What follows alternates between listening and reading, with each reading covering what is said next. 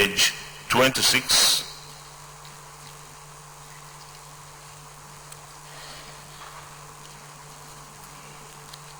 Page 27.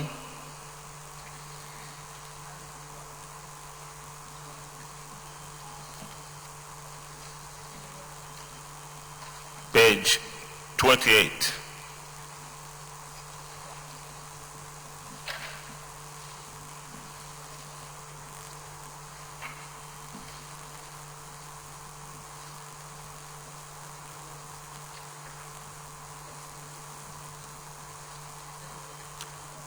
Senator Yusuf A. Yusuf, move for the adoption of divorce and proceedings. Thank you, Mr.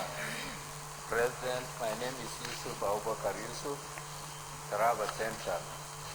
I move that the divorce and proceedings of Tuesday, 2nd July 2019 be adopted. I so move. Senator Ayo Akinye-Lure, please can you second? Thank you, Mr. President. My name is Senator Ayo Akinye-Lure, representing Ondo Central. I rise to support that the divorce and proceeding of Tuesday, 2nd July 2019 be approved. I so second, Mr. President.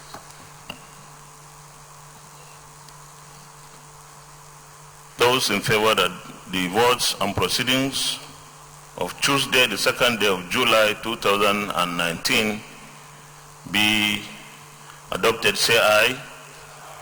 Those against, say nay. The ayes have it. Divorce of proceedings of Tuesday, the 2nd day of July 2019 are hereby approved.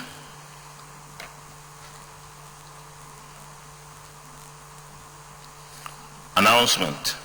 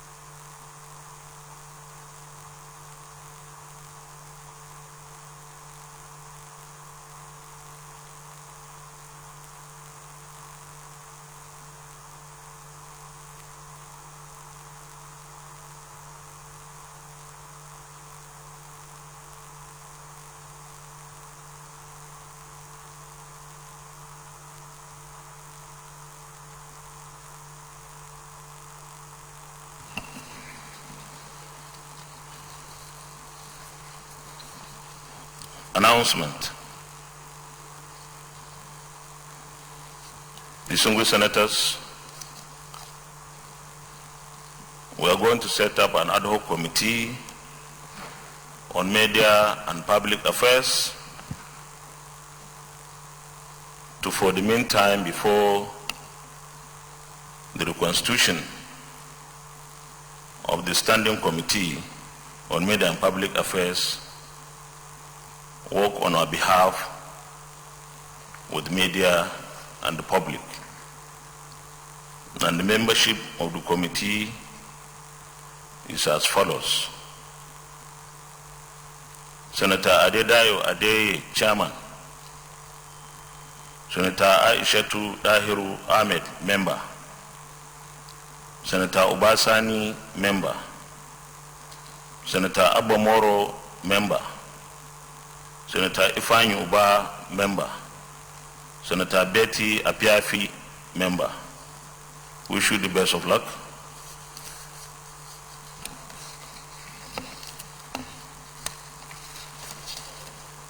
Another announcement. The President of the Senate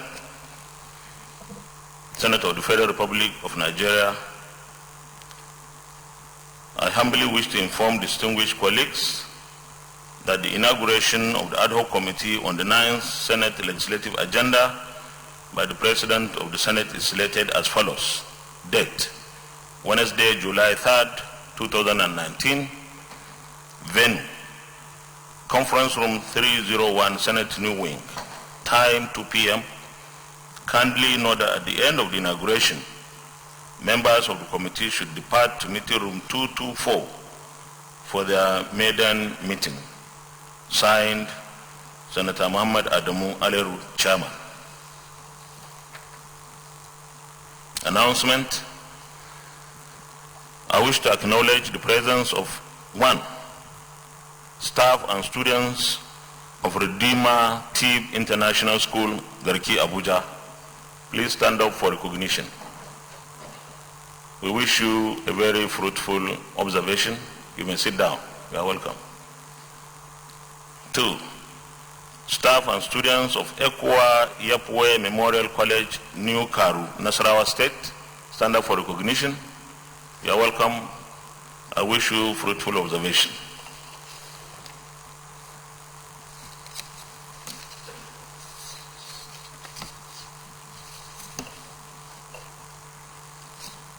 Petitions. Yeah, Senator Barrow Jibrin. Thank you, Mr. President. I am Senator Barrow Jibrin, out of the Kano North. Mr. President, I have a petition that 4 students of the Nigerian Defense Academy, well, they were students before they were withdrawn. Their names are UG Tijani ML Ahmed, AG Kefas, and N.A. Jafar. They were students before they were withdrawn, and they are feeling that the manner and the way they were withdrawn, justice was not brought to bear in that process. And they feel that it's only the Senate of the Federal Republic of Nigeria that can help them to have justice being brought into place so that they can be brought back to finish their studies in that institution. Mr. President, I seek your indulgence to lay the petition on the table. You may do so. Has it been signed? Or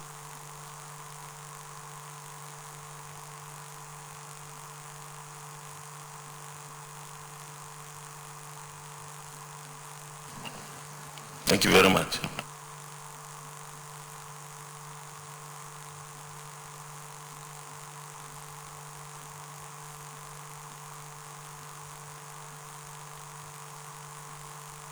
Okay. The petition will be referred to the Ethics, Privileges and Petition when the committee is reconstituted. Any more petitions? Senate Leader.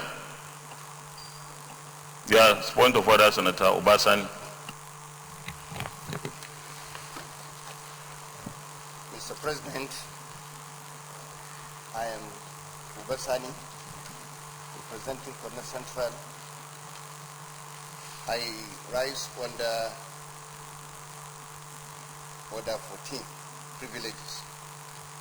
Privileges are the rights enjoyed by the Senate collectively and by the members of the Senate individually conferred by the legislative houses.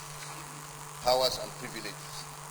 Act Cap 208, Laws of the Federation 1990, and order status or by practice, precedence, usage, and customs. B. Whenever a matter of privileges arise, it shall be taken up immediately. C. In cases where adequate provision is not made in these standing orders, the Senate shall by resolution regulate its proceedings. Mr. President, my distinguished colleagues, I stand to condemn what happened yesterday. We saw it on the media that one of the distinguished senators here, in the person of Senator Elisha Ishaku Adamawa North, he was caught in a video which had gone viral, abusing a lady innocently. And that has gone a long way in tarnishing the image and credibility of this distinguished Senate. As a member of this Senate, my own credibility is at stake, just like other people here. Some of us have spent most of our life defending and fighting for the rights of less privileged, most especially youth and women, particularly children. What happened yesterday has caused a lot of pains on me, and I'm sure to a lot of women around the world, not only in Nigeria here. I therefore call on this distinguished Senate to take a decisive action to redeem the image of this Senate.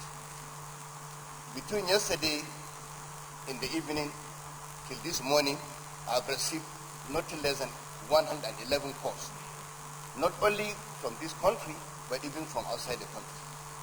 And I believe we should stand and take a decisive action to redeem the credibility of this very distinguished Senate. Mr. President, I hereby call on this distinguished Senate to take a decisive action. Thank you very much.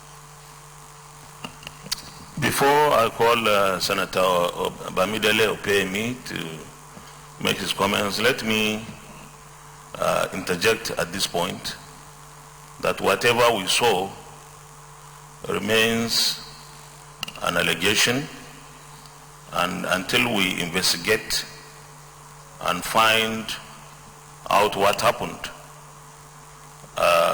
both sides, both parties would have a very fair hearing. So with that, Senator Bamidele Opeyemi. Mr. President, I am Michael Opeyemi Bamidele, representing Ekiti Central Senatorial District. I listened to my distinguished colleague, Senator Basani, and Mr. President, I want to say that your very brief comment has led or has provided a lead to how best to go about this. It was an extremely tragic news, but we cannot afford to be sensational about this. On the other hand, Mr. President, Nigerians must also be able to see us very clearly as people who are willing and ready to lead by example. And I believe that much as we must ensure that our colleague does not suffer for what he did not do, assuming without considering that he didn't do this. On the other hand, we must be able to also protect the rights of a Nigerian who obviously have been reported to have been violated.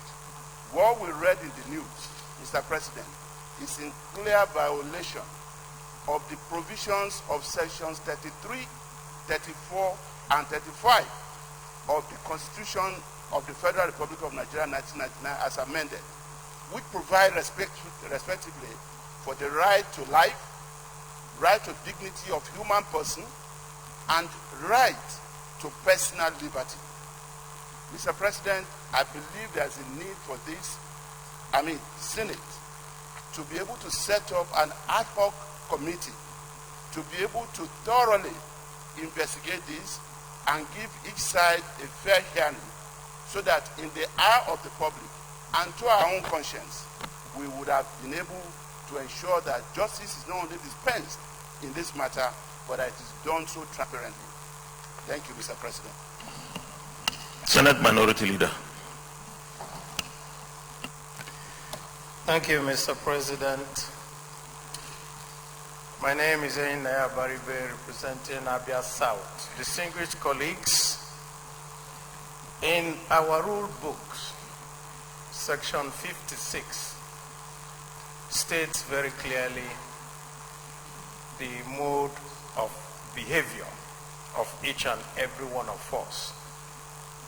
But as you have rightly pointed out, whatever behavior we exhibit inside here, it is assumed that we should also do the same outside. As I pointed out yesterday, we are 109 privileged Nigerians. That means that if you're privileged, it comes with responsibilities. So I thank you, Mr. President, that you have already set the stage for it by saying that we cannot apportion guilt. We cannot at this moment determine who is right or who is wrong, or even if it happened, because we are now getting other stories concerning that incident. So I therefore, Mr. President, want us, each within this chamber, to suspend judgment until we can investigate this matter further. That will be in the interest of justice to all. That will also be in the interest of justice to Nigerians who look upon us to show example. I so support, Mr. President. Senate Leader. Mr. President, at this point, after the point of order that has been raised by Senator Obasani, and the position that has been clearly stated by the minority leader, as well as Senator Opeyemi Bamidele, the issues have now become very clear. We cannot rise in judgment without having the full facts and dimension of the case. People cannot be condemned. There is a right of fair hearing in the Nigerian Constitution. So, Mr. President, I support the position of the minority leader and the sentiments that have been expressed by both Obasani and Senator Opeyemi Bamidele. Therefore, I will suggest, Mr. President, that an ad hoc committee be set up so that we can thoroughly investigate this issue before coming to any form of judgment. I so submit, Mr. President. Thank you very much, distinguished colleagues.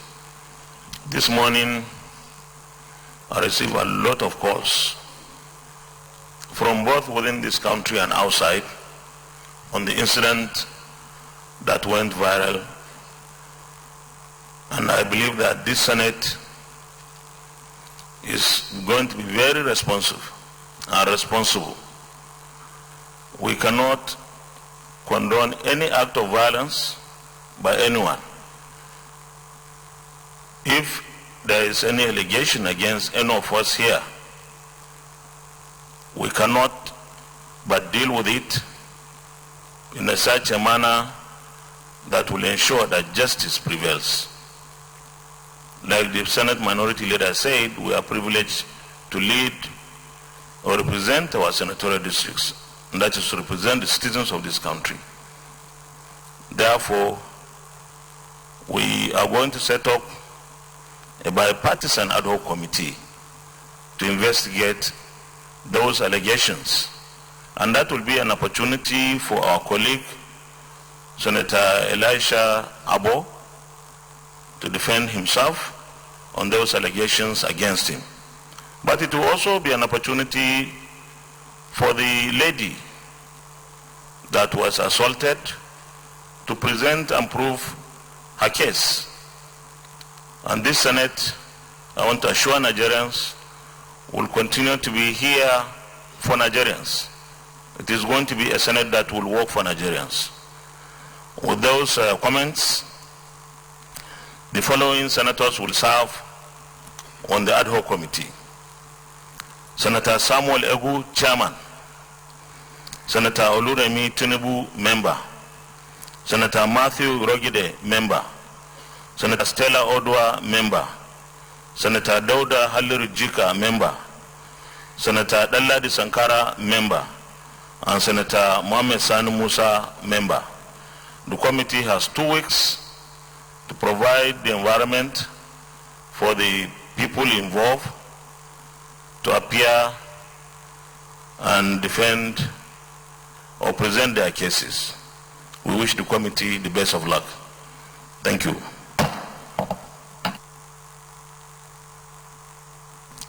Senate Leader. Point of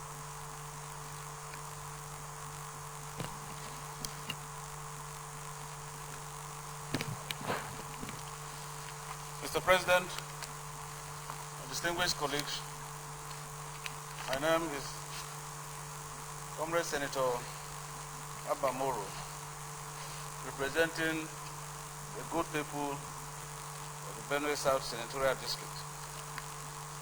Mr. President, I want to come under Order 43. And with your permission, Mr. President, I read. Please go ahead.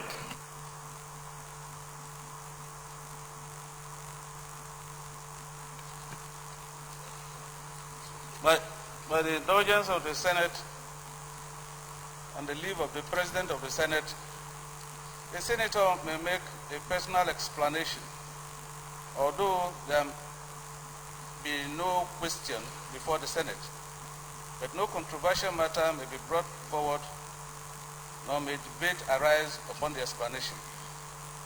The terms of the proposed statement shall be submitted in detail to the President of the Senate when his leave to make it is sought.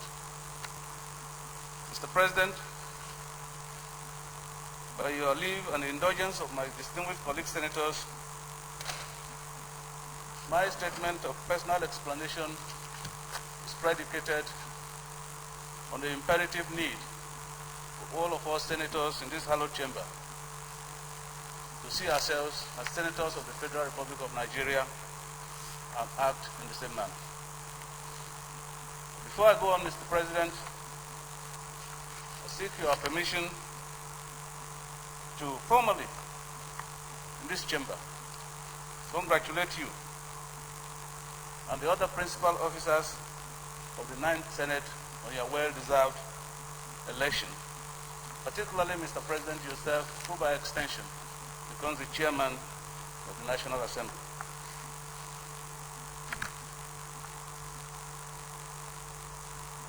Mr. President, I believe that there are many questions, many problems confronting Nigeria as a nation today that require collective national action and indeed legislative intervention.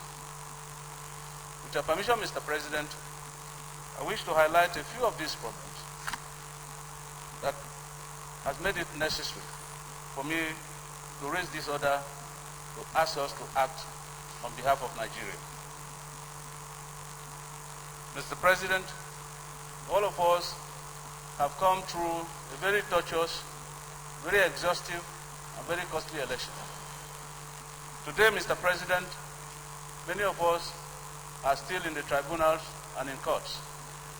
Mr. President, I believe that in our Electoral Act, we have a few loopholes that require urgent legislative and national action to step this tide of incessant litigations, especially after election. Mr. President, our infrastructures across the country today beg for urgent intervention, which all of us, especially the Senate. Senator Abba Moro, please round up. Round up.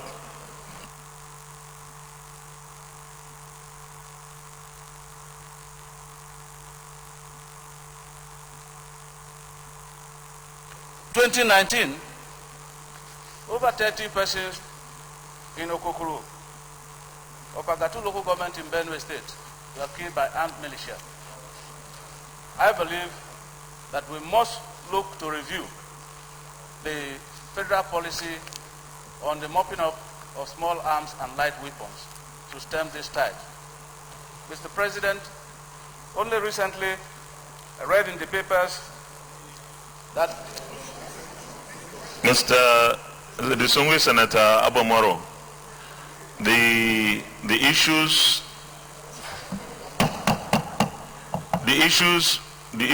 you have raised are quite germane and relevant, but these are issues that we can better deal with when they are presented as a motion. And you know that personal explanation is not debatable, and these are issues that everybody is concerned with. So I will advise that you put these issues either in a motion or motions, and you couldn't have four sponsors. But I want you to just round up in a minute so that the Senate begins the business for the day. Okay, Mr. President, having said this, I want to say therefore that we in this Senate of the 9th Assembly should not see ourselves as senators of APC or senators of PDP or senators of YPP. And we must see ourselves as senators of the Federal Republic of Nigeria standing in here to stand for Nigerians. And so we must pick up the courage, therefore, Mr. President, without primordial considerations or ethnic redentism, that we must be able to summon the courage to stand up for Nigeria. And so I submit so. Thank you very much, distinguished Senator Abamoro. And just like I interjected, these are issues that we can better deal with when they are presented in the form of a motion.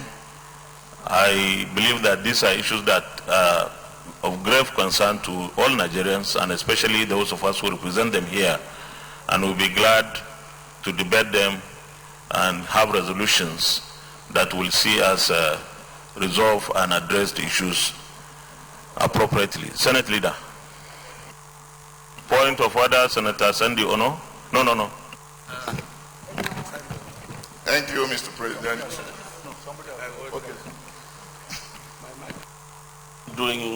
Okay. Thank you, Mr. President.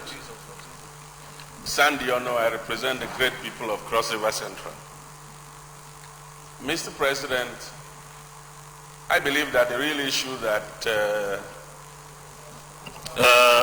Senator Sandy Ono, the point of order he raised is not debatable, and therefore he had made his remarks and nobody talks about it until a motion is brought. So, Senator Ezenwa Onyauchi, please. Thank you, Mr. President. Distinguished colleagues, my name is Ezenwa Onyauchi. I represent Imo East Senatorial District. Mr. President, my point of order is on 46. And with the leave of Mr. President, I would like to read. Unless the rules otherwise direct, notice shall be given of any motion or amendment which is proposed to be moved, with the exception of the following. Mr. President, what I'm saying here is that we are not receiving notices, and from what our rule says, we are supposed to be receiving notices, and it is critical so that we can exhaustively address motions and amendments as they come. And Mr. President, I want to remind this distinguished Senate that I'm mindful that we don't have a committee on rules and business, but because of the critical nature of that committee, Mr. President, it may only be appropriate that we set up an ad hoc rules and business committee so that the right things will be done. Thank you, Mr. President. Your point of order is noted. Senate Leader.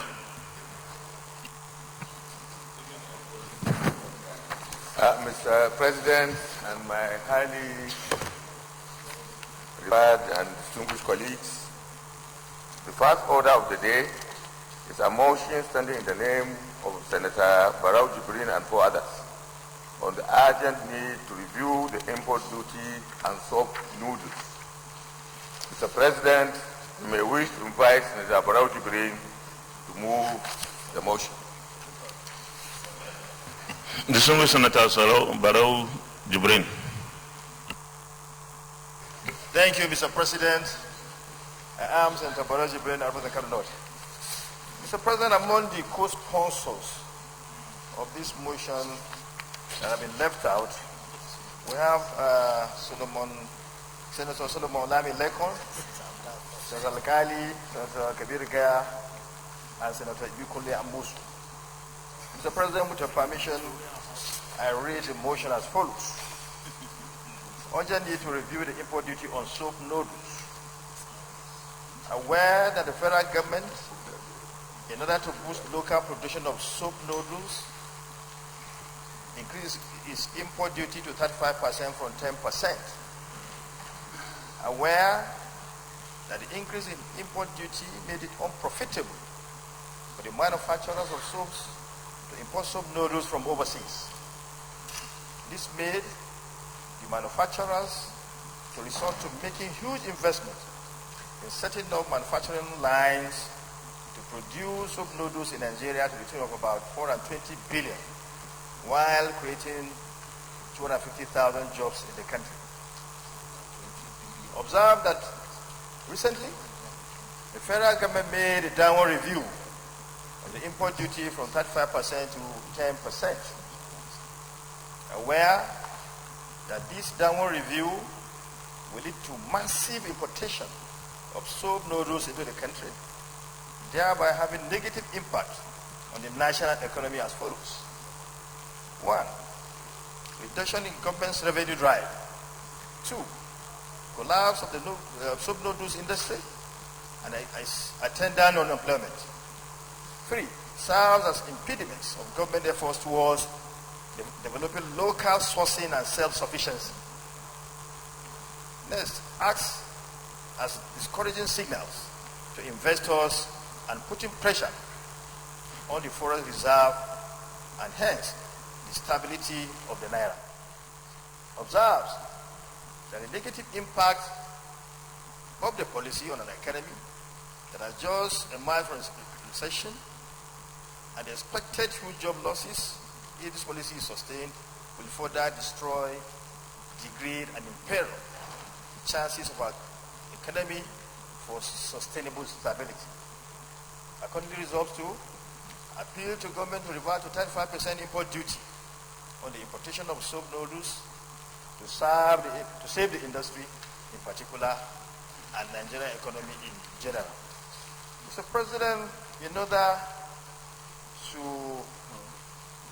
allow people to understand what is soap noodle, but those of us who may not know what it is the basic ingredient used in the production of soaps, be it Lux soap, Imperial Leather, or Joy, whichever soap.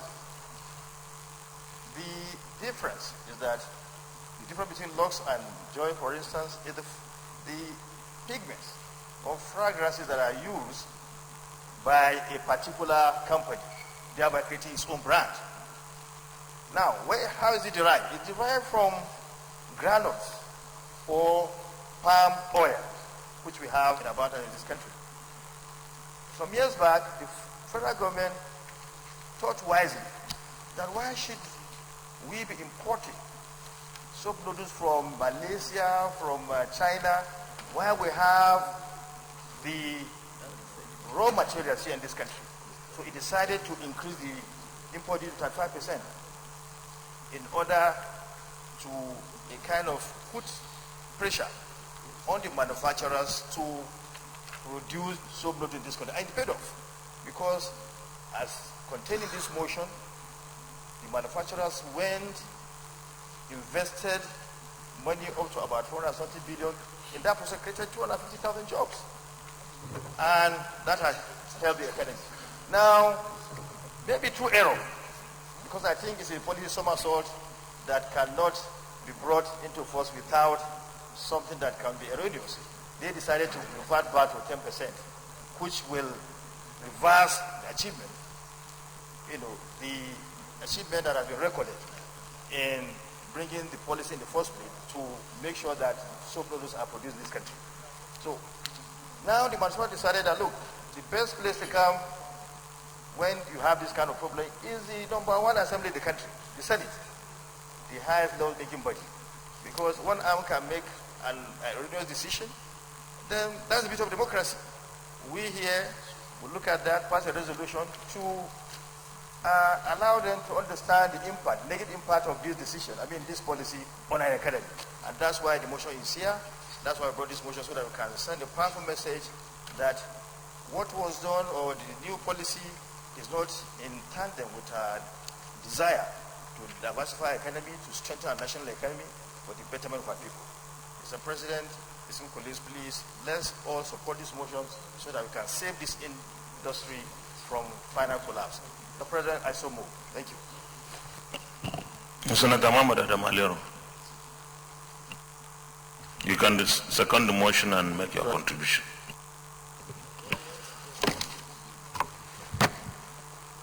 Mr. President, my distinguished colleagues, my name is Mohammed Adamaleru.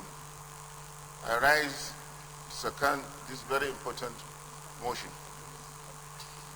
In seconding it, Mr. President, I also want to contribute. It is really counterproductive at this point in time when we are trying to reinvigorate our economy, when we are trying to provide jobs for our citizens, we start reducing import duty for soap noodles. It is very, very wrong, whether it's done by the Tariff Review Board or it is done by the Ministry of Finance. Whoever did it, it did not take into consideration the consequent effect it will have on our economy.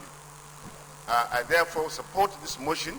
I urge all my colleagues to do the same, and we should insist that this decision should be rescinded. Thank you. Senator Issa Jibrin Echecho.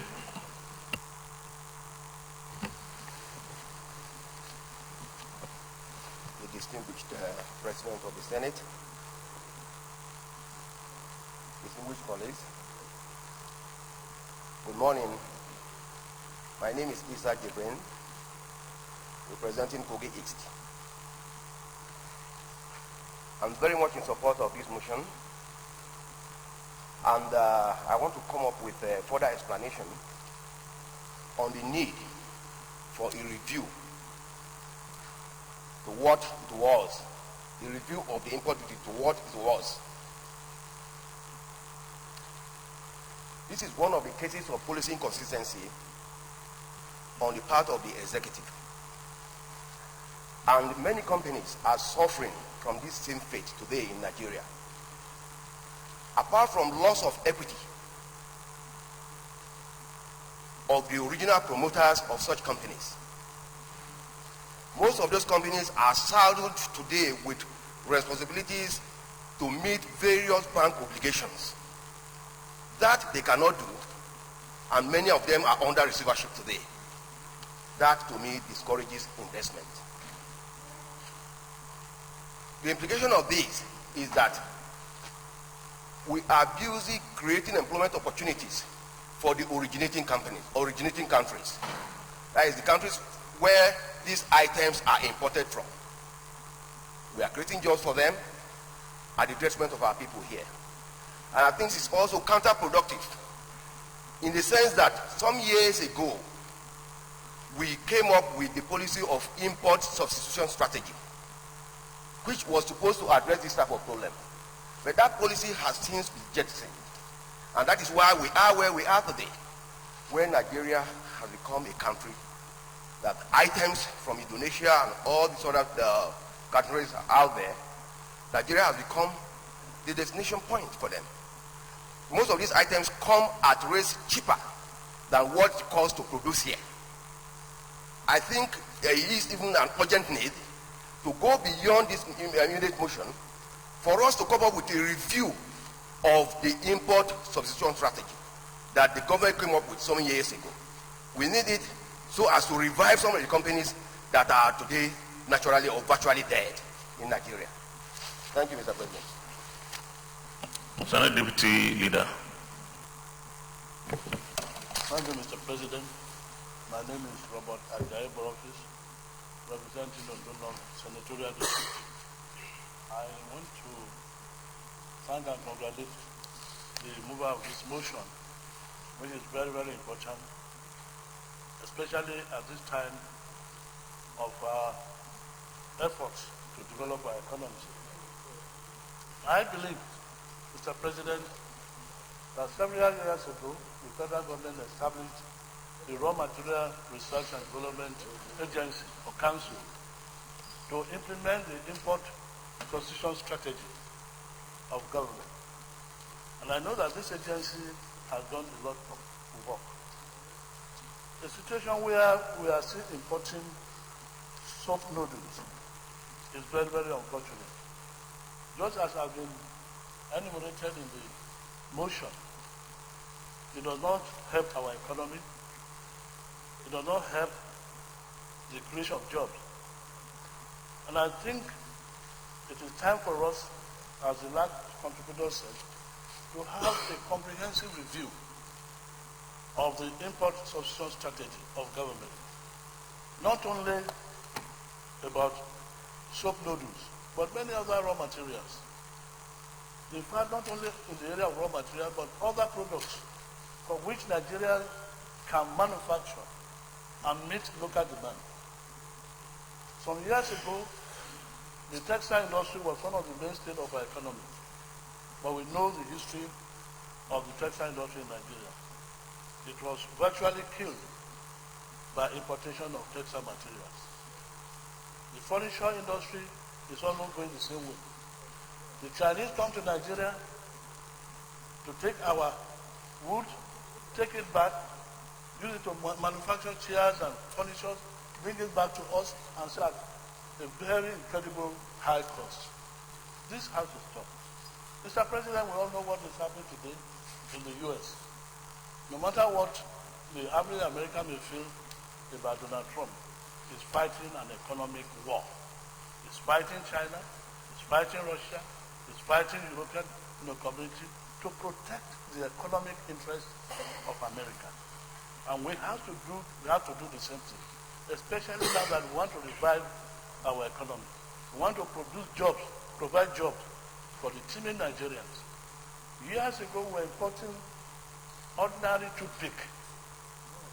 I don't know whether we are still importing toothpick today. Sir, ruler, when your child, a primary school child, is given a ruler and he looks at it, made in China. He's given an eraser, he looks at it, made in China. This is not fair to us. Making a ruler, making soap noodles is not rocket technology. It's something that we can do, and we can deliberately put in place a policy that will encourage local manufacturing industry. The contribution of the manufacturing industry to our GDP is very low.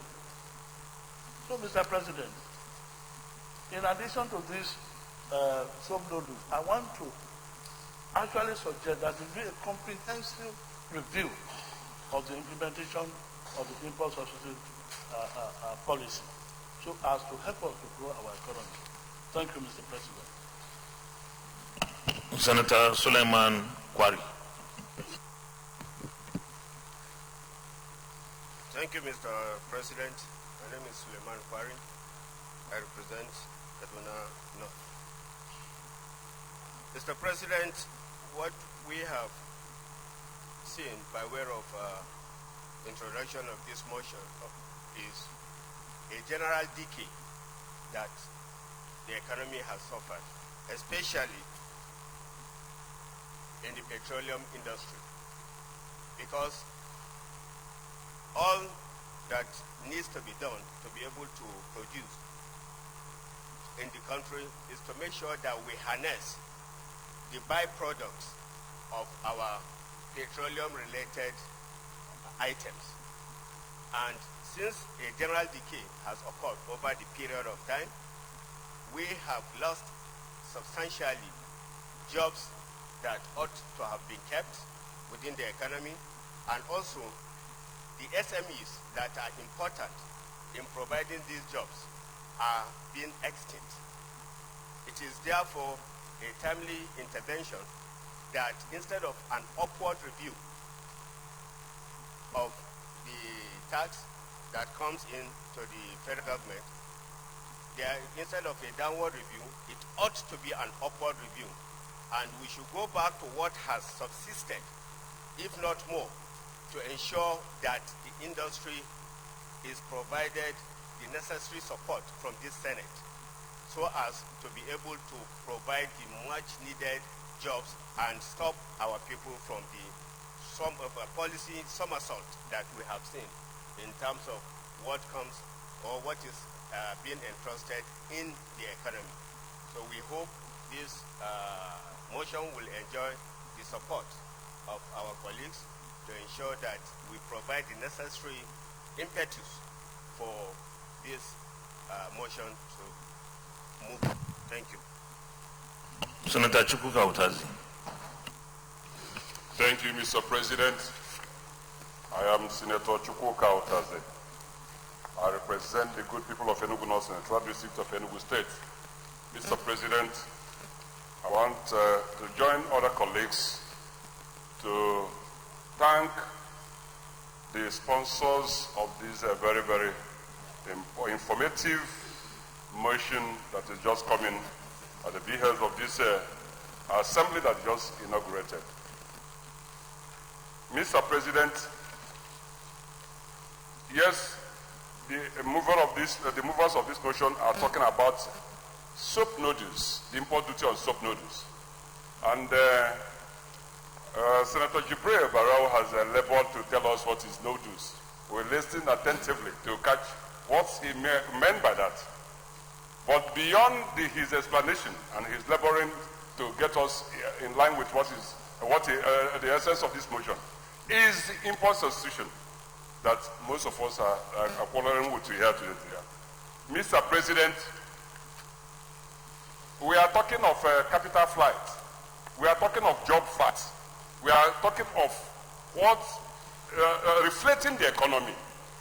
We are talking of how to make sure that the jobless, the multitude of jobless Nigerians that are roaming the streets find something to do for themselves. And here, some people stay in one office or the other, and they put the reverse gear and turn the economy upside down.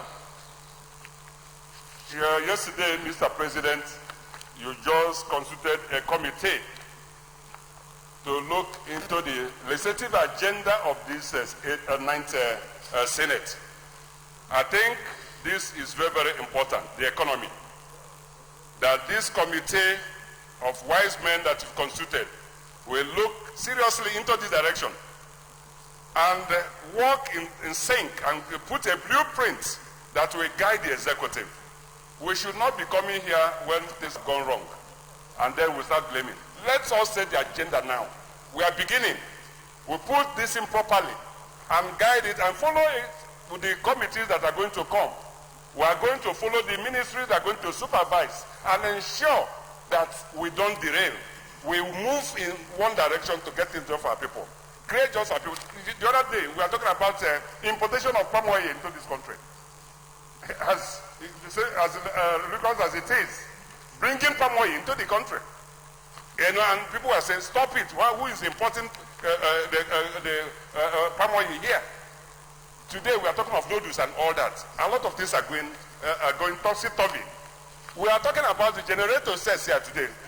Our electricity is not working. We are bringing generators here. And to show for your standing in a society, we know the number of gensets you have in your compound. And we are helping the economies of other countries. This is the problem. So we have to look at this issue holistically when the legislative agenda is being formed. That the economy part of it, everything that has to deal with import substitution must be addressed so that we can work in hand with the executive to get things done. Thank you, Mr. President, for this opportunity. Senator Sandy Ono. Thank you, Mr. President. Sandy Ono, Cross River Central. Mr. President, anything that will boost local production and curtail the bazaar of our overdependence on importation is acceptable to any patriotic Nigerian. Therefore, a motion such as this should be supported absolutely. However, I see a lacuna in the way this motion has been presented, and I would like to draw the attention of colleagues to this lacuna. It was the same federal government that, as a matter of policy, increased the import duty from 10% to 35%. It was the same government that reversed it after some time. There must have been a reason that that reason is not made available to us. Therefore, I believe that it is important to have this holistic picture from those who are moving this motion, if we must take a very informed and logical position on this matter. For me, therefore, Mr. President, I would like to place my support in abeyance until such very important information is made available to us. Thank you very much.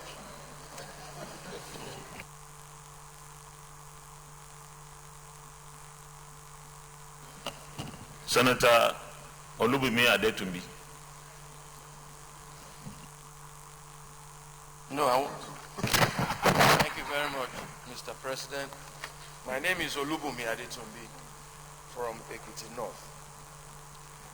I rise to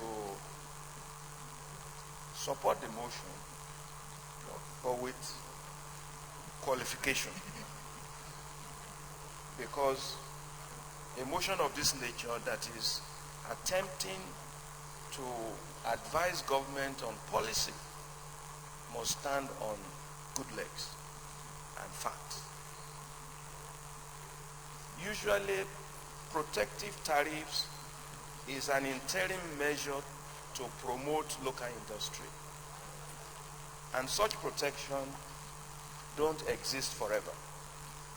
It is meant to develop local industry so that they can compete effectively with other players in the market globally, to ensure that our production processes are efficient and can compete internationally. Because when you exhaust domestic market, the only place for you to go is the export market, and you cannot go export with costs that does not, have offtake. Therefore, the original incentive that government provided in this motion is not dated. We don't know how long that industry enjoyed that protection, because usually government sets objective. We are going to reduce tariff for this length of time so that local industries can come up. Without an assessment of the impact, success or failure of this government policy, it is difficult in one fell swoop to just say government reverse. This is an area where I think this motion needs to do justice to the recommendation it is seeking. We need to know when was the last concession given, for how long. Did government reverse itself earlier than it promised, or has it exceeded the period that he offered to support? These are the information that I think we need. If there is a fresh case for a new support to the industry, I think we need to make that. But I think the Senate will do the country proud by investigating what happened ab initio and why was the reversal taking place. And the whole investigation should be made more holistic as far as tariffs are concerned generally. I so submit. Thank you. Senator Whip.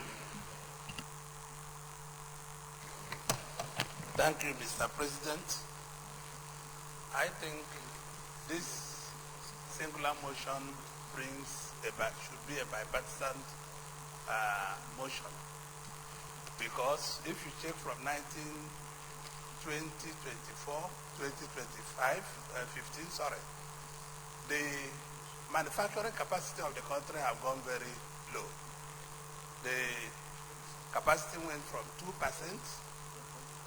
in 2006 and increased to 3.5% and went back in 2014. Capacity utilization in the industries went back to 3.5%, and now from 2017 till now, capacity utilization is coming up back to about 4.7. And what we are talking about, the sponsor of the motion, is very correct, but we need to go back to Federal Ministry of Finance and Customs and the industries to be able to check what was the motive of the government in reducing this import duty and the motive of government and increasing it before. So I would suggest that if it's possible, that the motion should be kept, it should be at bay, and where some people of this House, the Senate, should go back to these agencies to be able to know why and reason why they did it, so that we will not be in conflict with what they have done. Not only that capacities are being utilized in our industries, the palm oil, you'll be shocked to hear that many industries are still importing palm oil. Many industries are importing granite. Many industries are importing cocoa into Nigeria. So why should it be like this? So it's not only this soap needles. There are a lot of things that they are importing, and it's killing the economy. People are building factories in Free Zone in Ogun State, in Abia State, in Lagos State, and Kano. These industries cannot operate because of what is happening today. So it's not just what we come back and take in a hurry because it's soap needles. We should go back and look at all these things, because many factories, Nigeria imports $900 million of palm oil every year. Should we really import palm oil? The answer is no. Should we import granite? The answer is no. So this is what is doing. Not only in this, the bureaucrats sometimes overdo this. You see, the foreigners manufacturing these things, they come and give them small money, and they will forget the national interest. You can round up. Round up, please. I align myself in this motion, but with some amendment to go back to these people operating it. Thank you, Mr. President. Senator Kabir Barkia. Mr. President, distinguished colleagues, I still remain Senator Engineer Kabir Barkia, Katina Santuan. Mr. President, after supporting this motion, of course, I heard the comments of many of our colleagues, of which also I want to make my own comment. Of course, the essence of this motion is at least to create job opportunities for our young girls. Of course, we have many millions roaming the cities unemployed. So, Mr. President, I'm suggesting why can't we look at this issue holistically, in the sense that, yes, not only this soap industry, but all the other industries in the country. Mr. President, recently, the Manufacturer Association of Nigeria sent a courtesy call to Mr. President, and of course, they were complaining bitterly. So therefore, instead of only taking this industry, why can't we take the whole industry in the country, at least as one of the colleagues suggested, we should at least form an ad hoc committee and invite the Manufacturers Association of Nigeria to come and take this committee and inform us all the problems of the manufacturers as they highlighted to the President of the Council, so that big Senate will definitely have to move and do something urgently because of the importance attached to Mr. President. So therefore, as I align myself to this motion, I am suggesting, after having the ad hoc committee, also to invite the Manufacturers Association of Nigeria to hear the terms from them and show support. Thank you, Mr. Senator Ibrahim Kabirga.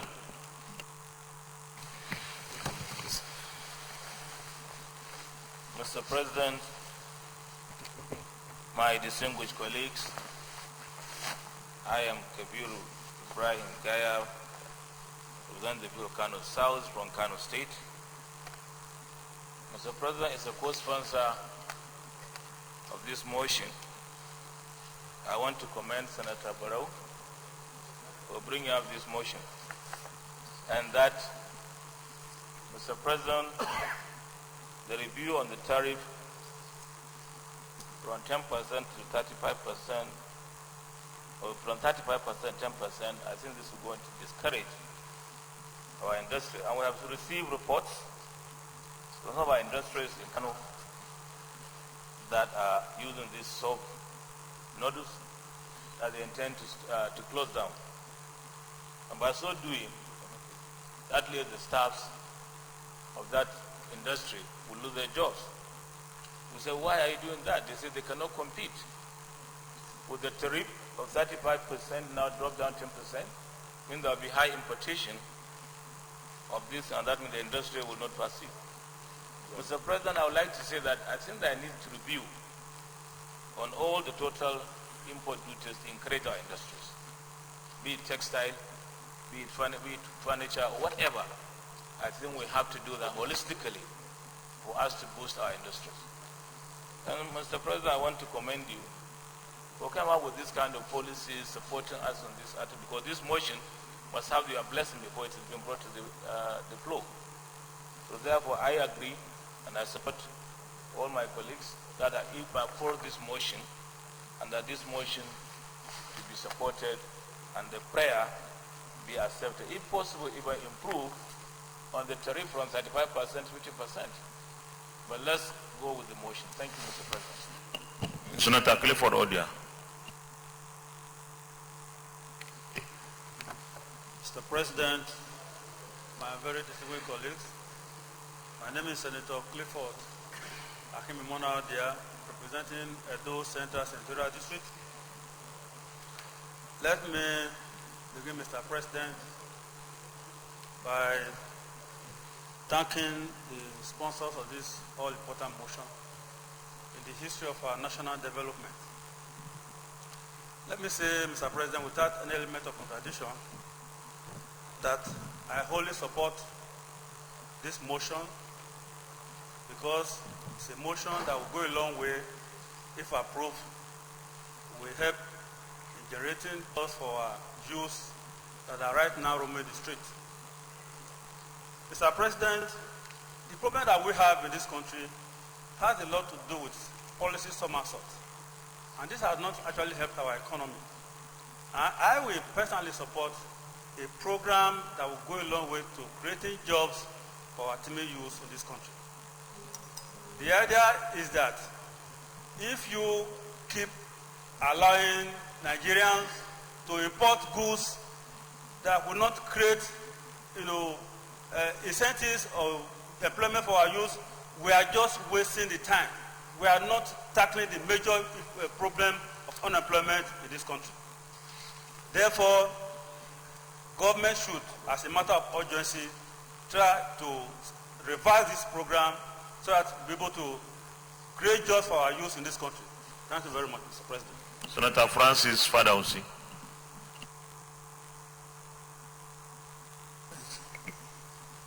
Mr. President, my distinguished colleagues, I fully support the motion on this career review downward. I'm totally against review of tariff downward on raw materials. So, when we review tariff down on raw materials, automatically we are discouraging the farmers, particularly on granules. It is the same federal government that encouraged we farmers to start having palm oil, palm produce, palm plantations, including states. Now that the tariff, they encourage us by increasing the tariff. So the producer of palm oil was so happy. Unfortunately, now that it's down, you will see massive importation of all sorts of things from Malaysia.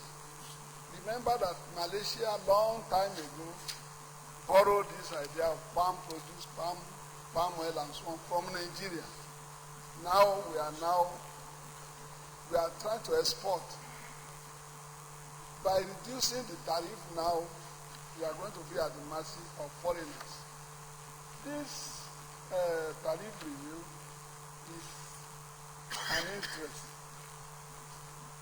particularly a stakeholder, particularly foreigners that are bringing this thing in.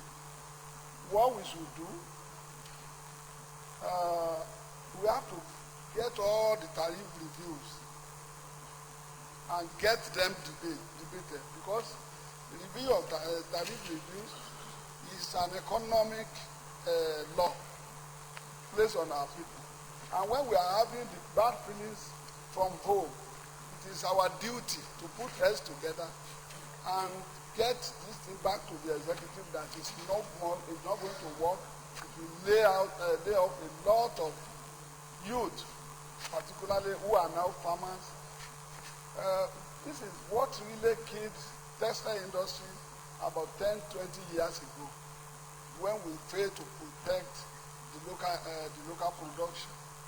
Today we are having smugglings of textile, all sorts of textile into the country.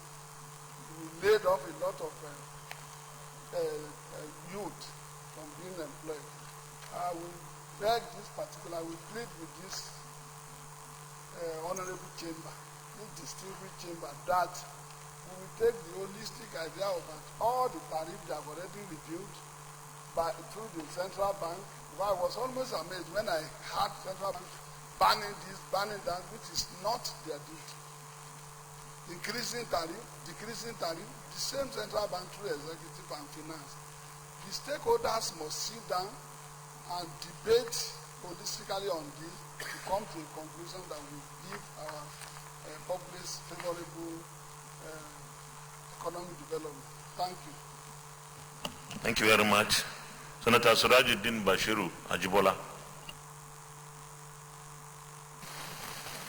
Mr. President, distinguished senators, I think the issue is about what should be the focus of the country in terms of pattern of economic development. Is what the very important motion as a reason. We want to go by way of outright revising the attendant consequence on the development of our own local economy, in view of the fact that the advanced economy, in terms of production, they have actually advanced, with the consequence that we have reduced the cost of production. So the focus of this goes beyond mere talking about the so-called. It talks about how do we ensure that we develop economy. And I will say, with respect to Mr. President, that this Senate is not without ability to guide the executive as to the focus of our economy. Very important is the notification of adverse consequence on our foreign exchange position, particularly when we allow importation of all kinds of things that we may be able to substitute.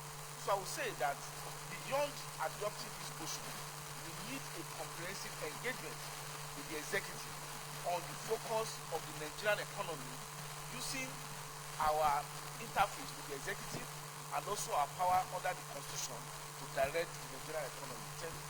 Thank you very much. Senator Abdul Fattah Buhari.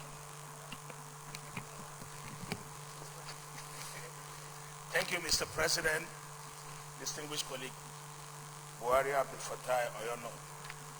Mr. President, in supporting this motion, I just have some few observations. Honorable members. When my colleague, my friend, Bara was making his presentation, he made mention that the initial increase was from 35 to 10%. And later, after some time, they reduced it, it was reviewed. Mr. President, in most cases, there must be a reason for the review. We need a lot of information. And I remember very well, Mr. President, in this chamber last year, when we were arguing about importation of rice, the argument at that time was that the tariff of the importation of rice should go up. As of today, imported rice are even cheaper than the rice being produced from Hebi.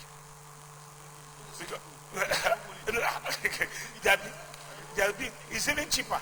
So in most cases, when the review comes like that, all what we needed is from this agenda, we don't have what is called a policy statement or what the government should do. What is good for goose is good for the ganja. The most important thing, what is the policy of the federal government on importation? what is the policy of the federal government on all other things, so that decision being taken will just not look as if we are not a serious nation. Imagine groundnut oil that is being produced in this country, is that's what they are using for the soap noodles. And at the end of the day, the local manufacturers are still afraid to compete. I was thinking they should be afraid. If they are getting their own imported very high, we are getting it cheaper, so our own should even be cheaper, and we should be able to make sure that we employ more people. Thank you very much, Mr. President. Senator Oriolowo Adorele Adeyemi. Thank you, Mr. President. My name is Plenary Adeyemi Oriolowo, representing Osun West Senatorial District. A lot have been said about this important motion.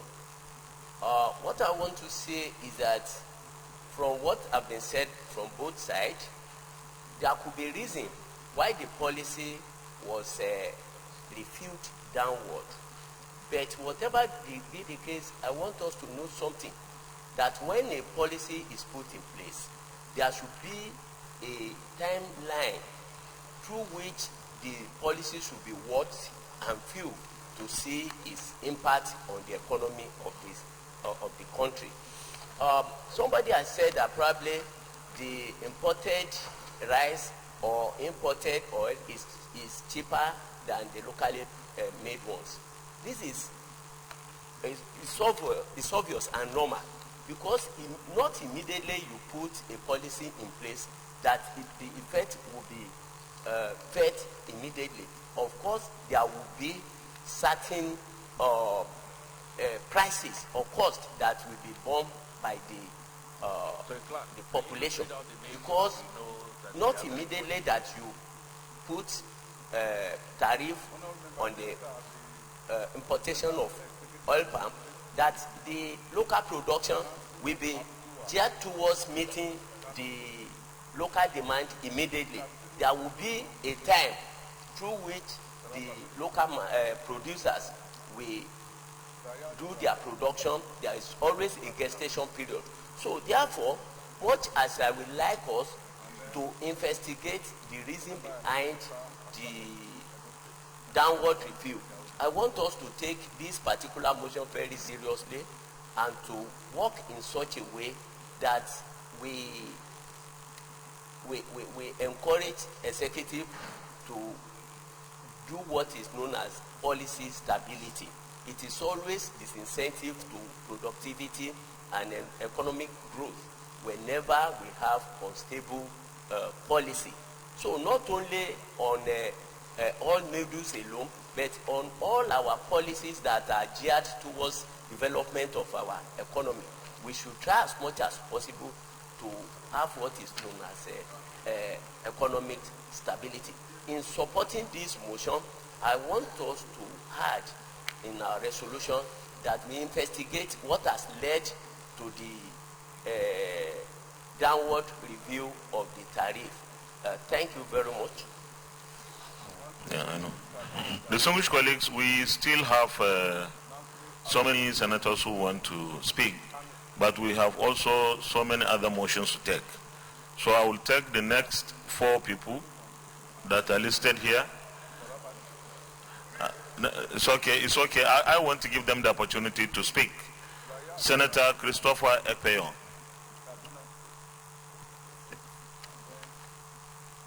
Mr. President of the Senate and my dear colleagues. Mr. President, my name is Christopher Stephen Ekpeyon, representing Akwa Ibom Northwest, the man that took over from St. Augustine Akpabio.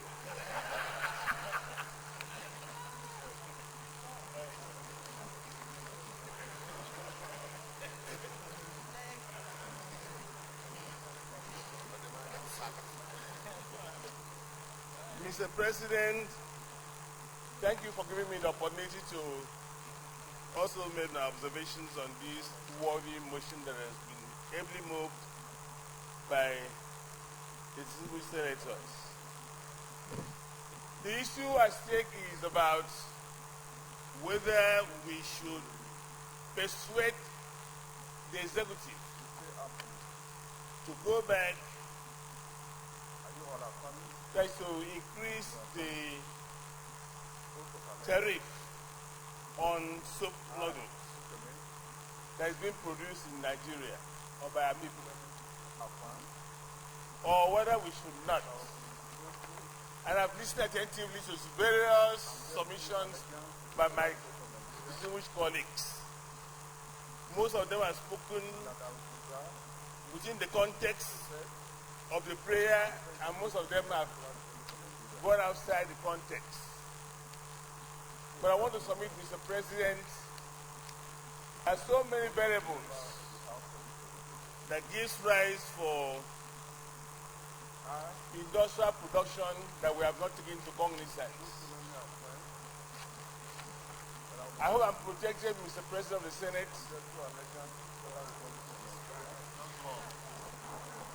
One of such factors, a major factor of production, particularly in industry of this nature, is power. And a distinguished colleague here, I think Senator Jasi, talk about power in production of generators. When you are producing in Nigeria, power is epileptic. The cost of production will be high, higher than what is produced in those nations that we have talked about that our people are importing. I think the window of opportunity given to others is that people have to import to meet the needs and desires of Nigerians who are in dire needs of these elements. But we have refused. I think we should be holistic. Point of order. DSP.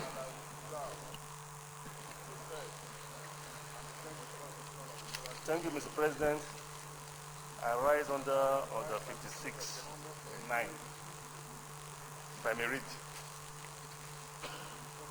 When a senator is speaking, no senator may converse aloud or make any noise or disturbance interrupting.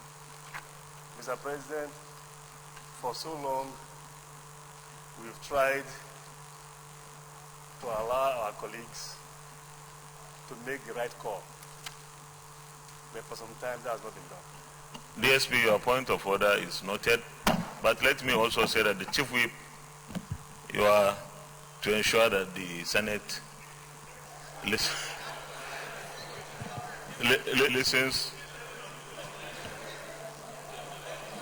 Senator Chris Ekpeyon, please round up. You have just a minute to round up. Honorable colleagues, you can find any available seat.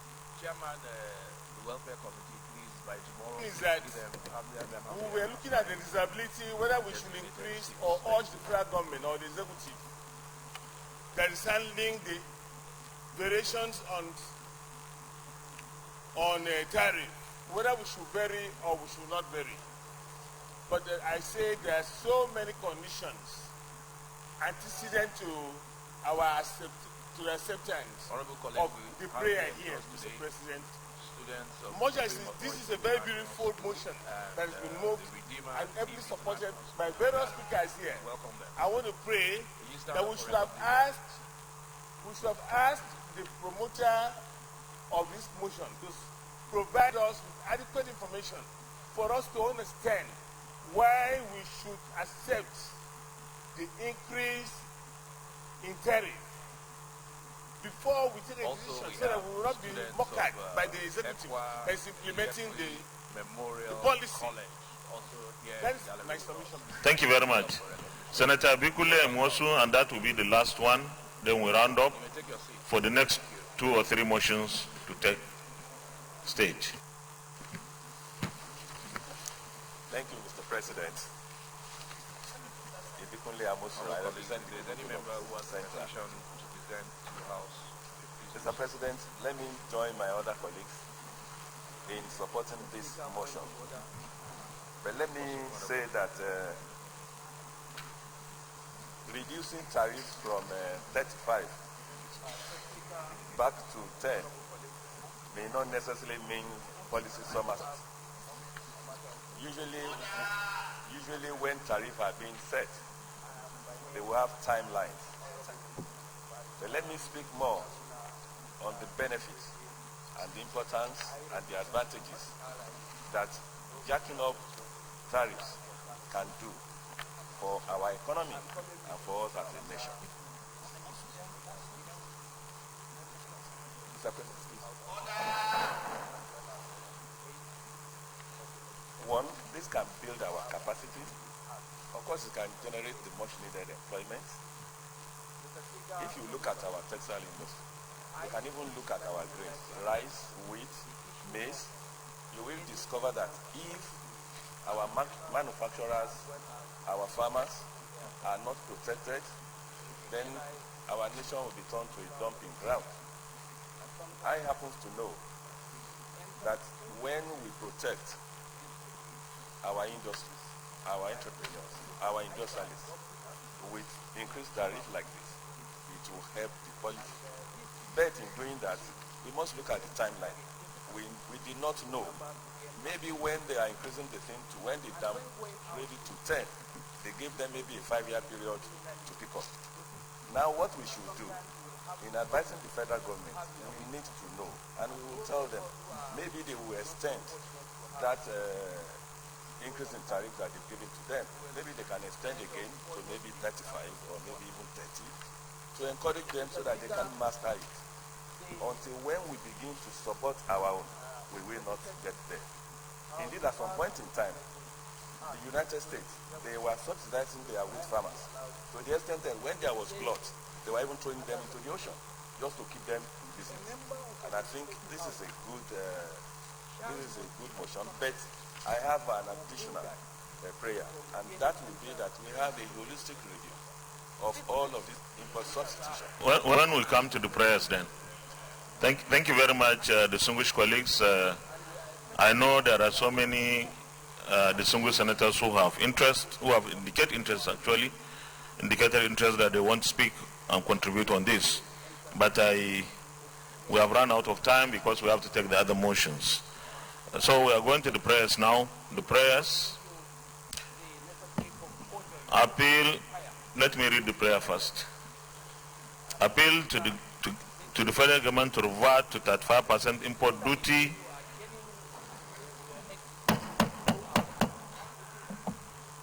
appeal to the federal government to revert to 35% import duty on the importation of soap noodles to save the industry in particular and Nigerian economy in general. Amendment?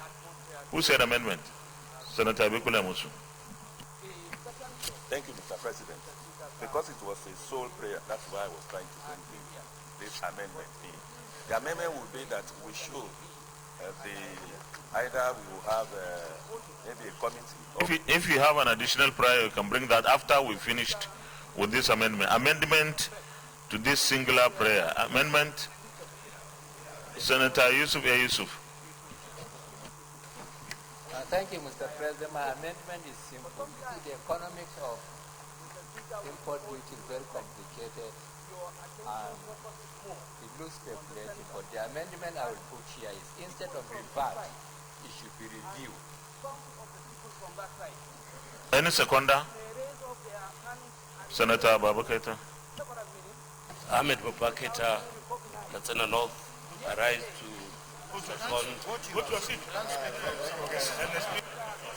Senator Babaketa, go back to your seat. Any seconder? Any seconder to that amendment? Senator Basi Albert. Thank you, my able Senate President. I rise to second the amendment ably proposed and moved by Senator Yusuf that the prayers should read, appeal to government to review the import duty on soap noodles, on the importation of soap noodles to save the industry in particular and Nigerian economy in general. I so second, Mr. President. Those in favor that the prayer, no, we have to vote on it first before you can amend it. There is already an amendment. Those in favor of the prayer as amended, say aye. Those against, say nay. The ayes have it. For additional prayer, Senator Gabriel Swam. Yeah, Mr. President, I am Senator Gabriel Swam. Mr. President, when you say appeal to the government, Distinguished Senator Gabriel Swam, we have already taken a decision on that, so we are asking for additional prayer. What I'm saying is that this prayer is too amorphous. When you say that prayer has already been adopted by the Senate, so you can only come through substantive motion to negate it. There is nothing you can do at the moment. If you have additional prayer, we take it. If you don't, the additional prayer would be that this House will direct the Minister of Finance that has the responsibility of deciding on import duties and the central bank to provide this House, this Senate, with additional information as regards the reason why they had to engage in this policy somersault on this import duty as regards the soap notice. Any Sekwanda? Sekwanda, Michael Nachi. Nagging perennial problem that we've had over the years in terms of security of regional affairs. I start to second what my brother, Senator Suswan, has said, because it will go further to give us the stance to know why. After this, you just second it, and that's all. We don't, those in favor of the additional prayer moved by Senator Gabriel Suswam and seconded by Senator Mike Enachi, say aye. Those against, say nay. The nays have it, no doubt. Additional prayer, Senator Teslim Kolawole following. Thank you, Mr. President. My highly respected colleagues. Teslim Kolawole, your central. It goes like this, Mr. President. Appeal to government to holistically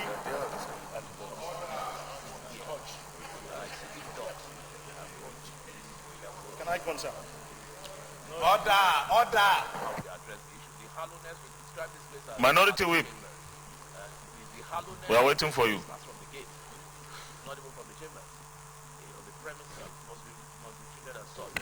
Thank you, sir. Appeal to government to holistically embark on an urgent review of import duty of other imported manufacturing items with a view of protecting our local industry.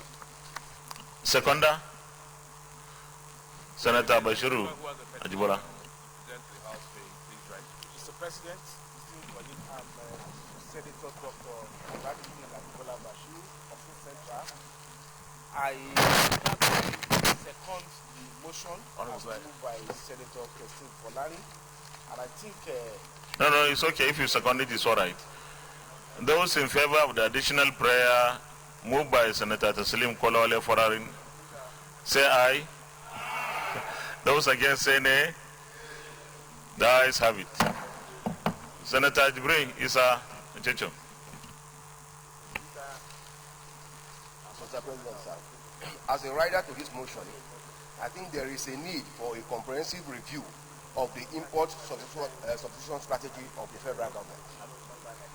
As an additional prayer. Any seconder? Any seconder? Senator Adeda Ade. The motion is all about transparency. I'd like to second the motion. The prayer. I so second. Well, we are still going to put the question, even though they look similar. The amendment, the additional prayer is similar to what the former Senate leader, but I will still put the question.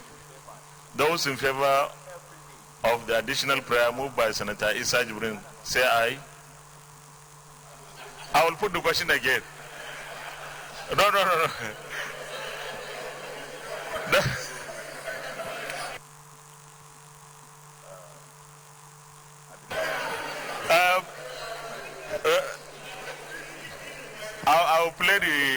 devil's advocate. No. Just hold on. Senator Isa Jibril, I'll play the devil's advocate. Maybe I'll advise that we stand down that additional prayer, or we merge the two with that of Senator Kolawole, Taslim Folarin, so that the two are merged together, because it doesn't look like we are safe. The weather is a little bit turbulent. So are you okay with that? I'm very okay with that, to the extent that the results will be the same. Because, I mean, my suggestion is a complete review of the import substitution strategy. And I know what I mean by that in terms of the goals that we may have to achieve as a result of that. The target is the same. I'm sure our colleagues will be generous this time around. Those in favor of the additional prayer moved by Senator Isa Jibril, say aye. Those against say nay. The ayes have it. Point of order, Senator Ndume.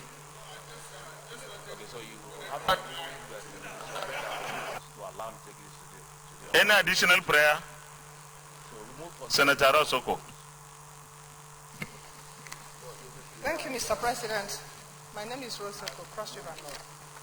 The additional prayer is refer the motion to the appropriate committee when set up to investigate the review as well as the prayers that were made by Senator Folarin and report back to the Senate within 2 weeks.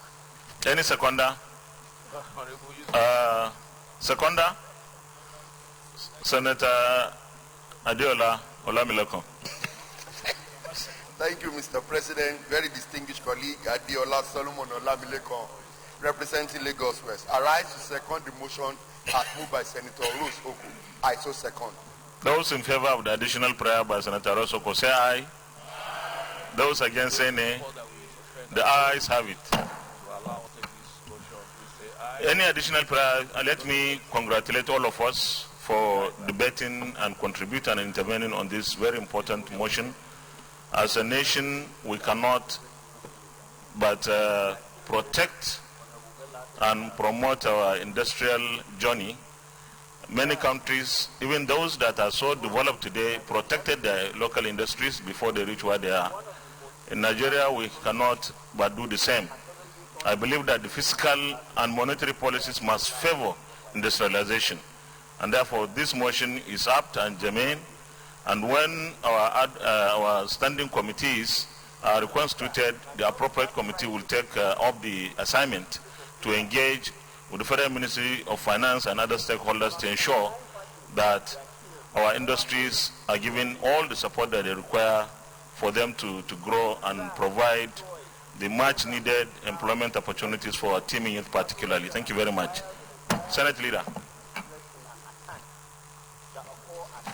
Mr. President, my highly respected colleagues, the second order of the day is a motion standing in the name of Senator Aishatu Dahiru Ahmed and 7 others on the Abastin injection, the case of 10 Kaduna patients who went blind after administration of the injection. Mr. President, you will recall that yesterday, 2nd July 2019, the Senate, by Order 42, subparagraph 2 of our standing order, approved that this motion be moved on the next legislative day, which is today. Accordingly, Mr. President, you may wish to invite Senator Aishatu Dahiru Ahmed to move the motion. I so move, Mr. President.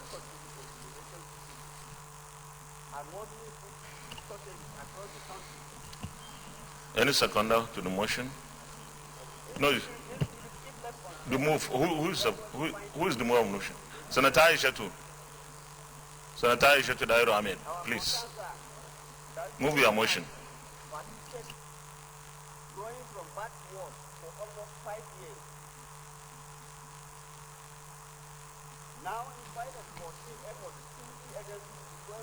Thank you, Mr. President. Thank you, respected distinguished colleagues.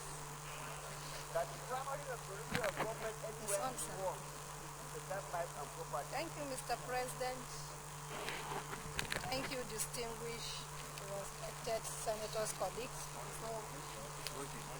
That the people of the Collected no longer have freedom to move around safely in a place they call their home. Thank you, Mr. President. Thank you, distinguished senators, colleagues. I am Aisha Tukair Ahmed Binani, Senator representing Adamawa. Mr. President, there are co-sponsors of this motion, standing in the names of Senator Gabriel T. Suswa Benue East, Senator Ali Usabi Abdullah in Niger North, Senator Ubasani Kaduna Central, Senator Ishaku Elisha Cliff Adama North, Senator Abdullah Adamu Nasaras West, Senator Yaro Binos Dauda Adama Asad, Senator Honoriak Bey Yahya Ibrahim Kwara Central. Mr. President, distinguished senators, colleagues, the motion is on Avastin, the case of 10 Kaduna patients who went blind after administration of Avastin injection. The Senate alarmed that the use of Avastin injection meant for the treatment of cancer at the National Eye Center Kaduna for eye treatment. Note that on 28 May 2019, 10 patients visited the National Eye Center Kaduna unaided for poor eyesight, cataract and other minor ailments, but to the shock of the patients and the general public at large, they went blind after taking an eye injection at the center. This was reported in the Nation newspaper of 20th and 29th June 2018 and the Daily Trust newspaper of 23rd June 2019. Note that the New York Times of 31st August 2011 earlier reported the same Avastin injection, which was originally meant for cancer treatment, had caused blindness when applied for eye treatment. Aware that investigation confirmed that the 10 patients went blind after they were given Russian-made Avastin injection, resulting to the patient being affected in both eyes, while the remaining 6 victims lost one eye each. Also aware that after the unfortunate incident, NAFDAC waded in and took the drugs for a test, but so far the result is still awaited. Note that if this can happen in a government medical facility like the National Eye Center Kaduna, then it should be a matter of urgent national interest to look into the supplies of drugs in this country with emphasis on what our hospitals administer, to whom preservation and expiration. Worried that the victims were still under the care of the hospital some victims were still under the care of the hospital as at 2nd July 2019, 30 days after the incident, with little or no improvement. The harrowing experience of the victims are disheartening and a cause of worry by all and sundry. Therefore, mechanism must be put in place to checkmate the anomalies in our health sector with the aim of correcting them and avoiding future recurrence. Or are you still reading the motion? Accordingly resolved. Or is that the debate? 1. Set up an ad hoc committee to carry out a okay, so finish your prayer so that we can get somebody to second your motion and then you can lead the debate. Eye treatment leading to the blindness of the patient. Urge NAFDAC to make public the results of their test on the said injection and suspend the use of Avastin injection by hospitals in Nigeria for eye treatment. That mandate the relevant authorities to compensate the victims and bring to book the practitioners found wanted. I so move, Mr. President. Senator Gabriel Suswan, you are a co-sponsor and you raise your hand. Mr. President, once again, I'm Senator Gabriel Suswam, Benue Northeast. Mr. President, we agree that the eye is the light of the body. If all senators close their eyes, this place will become dark. Your body becomes dark. This clearly, just as the initial motion shows, the total failure of some of our agencies who have responsibility to carry out their work with regards to responsibilities given to them. Mr. President, in the past, NAFDAC, which has responsibility to make sure that drugs coming into this country are properly scrutinized, have suddenly fallen silent. And you have a situation where people ordinary with eye problem, beyond the age of 50, all of us here have eye problem. Then you go to hospital for treatment, then you walk out of the hospital blind. This is very serious, Mr. President. And this Senate must take this motion very seriously. Because if we allow this, it will continue to happen. You know that chloroquine sometimes was banned because of the side effect it used to have on patients. Now we have a drug that is making Nigeria blind. Who knows whether this is deliberate? Because, as she said, discussing with her yesterday, this same drug was banned in the United States of America. And it is this same drug that is being imported here. It means that NAFDAC is not doing its job. And we must hold NAFDAC squarely responsible for what is happening to Nigerians. Mr. President, as the co-sponsor of this motion, I want to urge honorable colleagues to seriously support this motion and also support the prayer 2, where NAFDAC will be urged to quickly supply to this Senate the investigation and tests carried out as referred to this drug. Mr. President, I so urge. Senator Matthew Orogide. Thank you, Mr. President. Mr. President, distinguished colleagues, I'm Senator Matthew Orogide. I represent Edo South. Mr. President, in supporting this motion, on my side is premised really on some of the prayers that have been listed. But I think it is important for us to add a professional plank to this discussion. What has happened is most unfortunate at the Eye Center in Kaduna. But we have always seen a lot of the happenings in our country replete with repetition. And when they happened, you expect that they will not occur again. Perhaps I have to just remind us that all pharmaceutical products that are used in this country, or in any country, they undergo what we call post-market surveillance, PMS. That a drug is used for one purpose does not mean it cannot be used for another purpose. What has been expressed here is a reminder of some products that have been used, some products that have been used before. You go down memory lane, a drug like amantadine was used for A2 viral infection. We later found that it was used for Parkinson's disease or Parkinsonism. A drug like cyproheptadine, which we commonly call Pediactin, is an antihistaminic.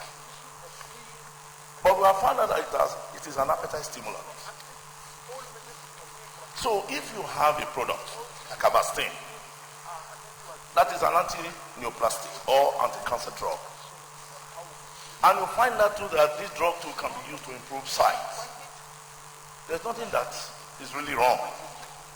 But at the point where PMS or post-market surveillance suggests that the indication of what was intended for that drug now has become a harmful effect, that drug usually is removed from the market. I remember in those days, specifically speaking, 1982, I was still practicing in the teaching hospital. When we found out that a drug like saccharin Saccharin was written off. It was a sweet agent. But we found out that it could cause cancer. It was removed from the market. A drug like methylphenidate sodium, which is an analgesic. Later it was found out that this drug will cause blood dyscrasia, paresthesia, that is sleep relapse.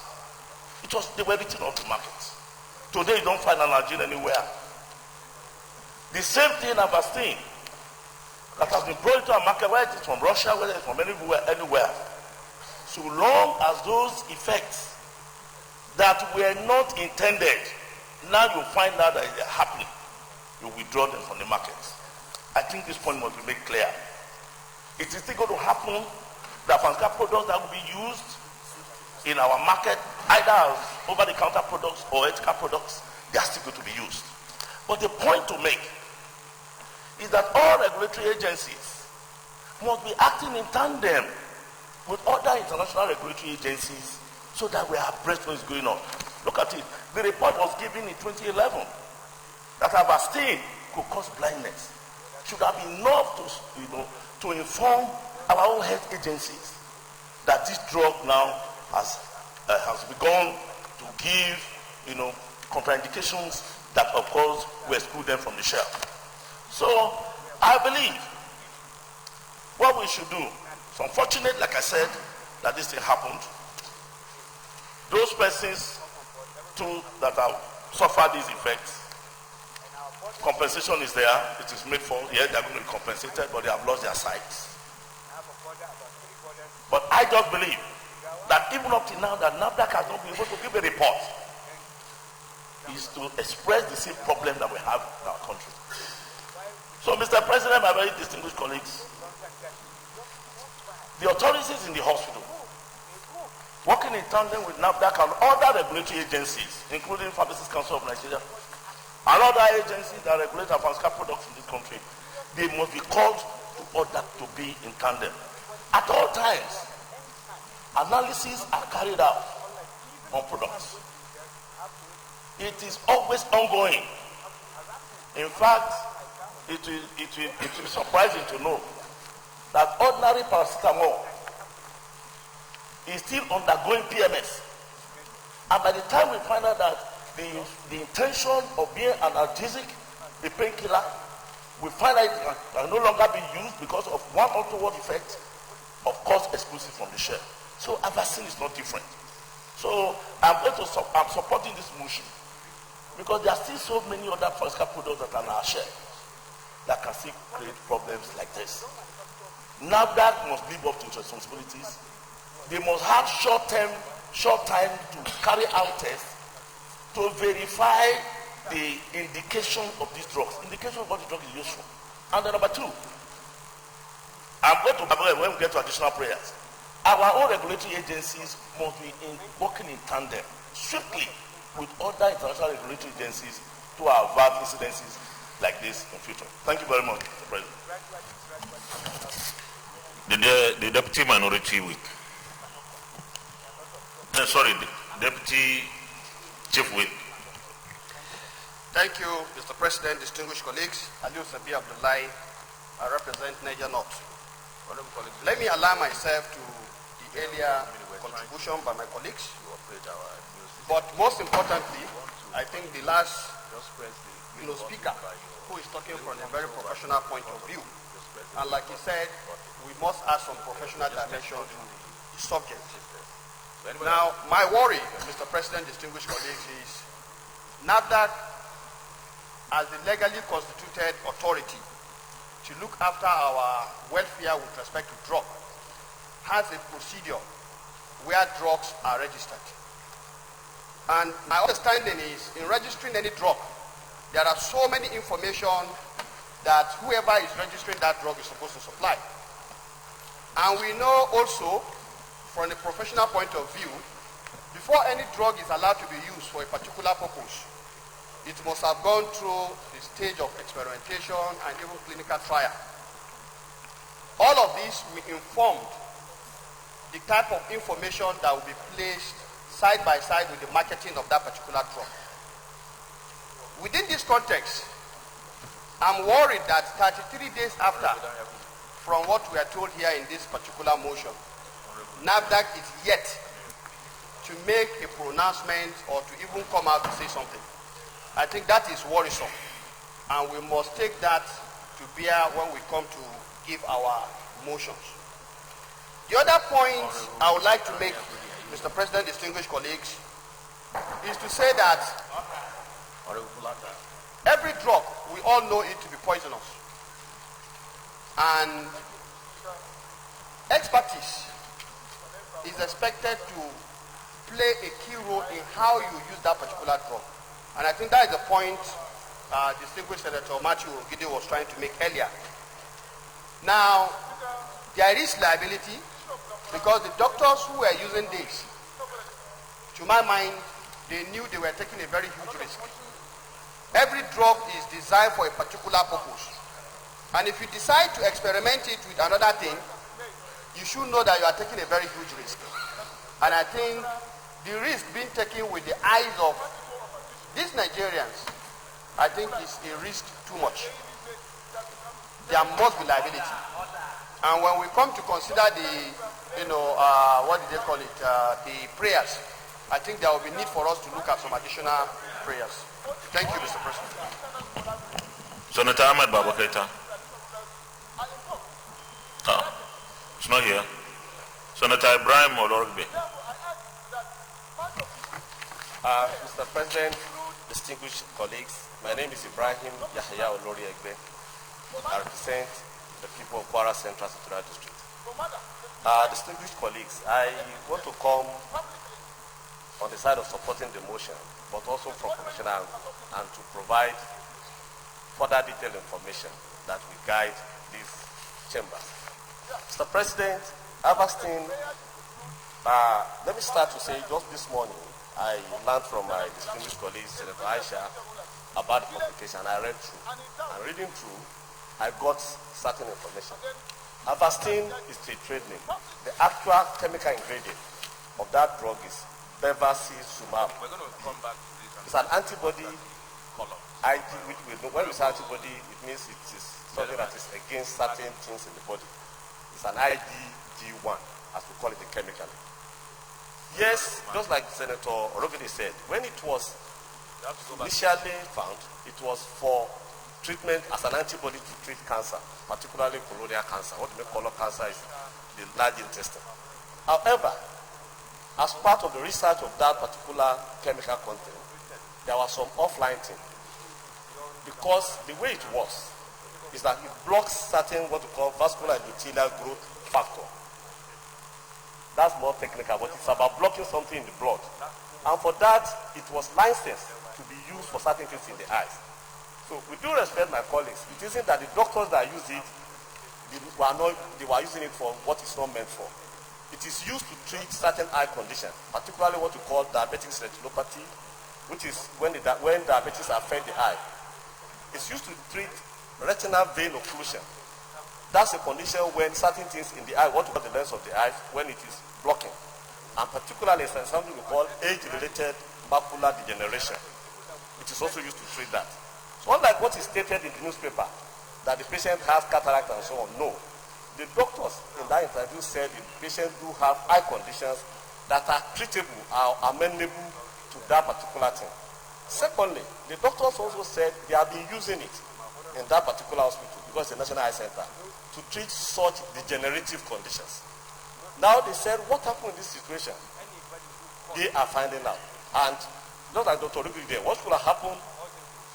Maybe the particular batch of the ones they have, or certain adverse reactions that are unexpected happen to those patients.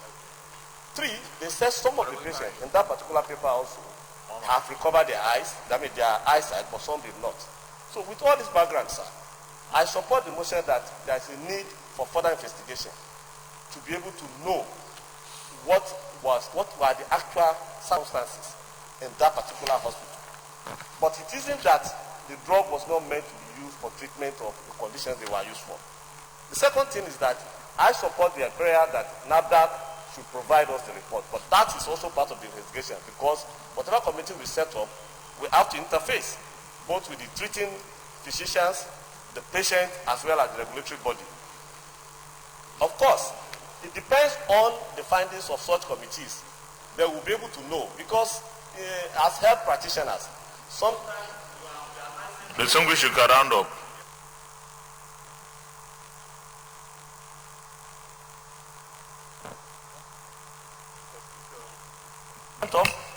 So, Mr. President, I rise to support the motion and to say that this distinguished chamber should approve all the prayers as stated. Thank you, Mr. President. Senator Abdullah.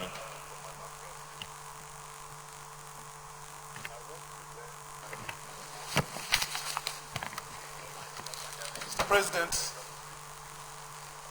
very distinguished colleagues, I am Senator Abdullah Adam, and I represent Nasarawa West.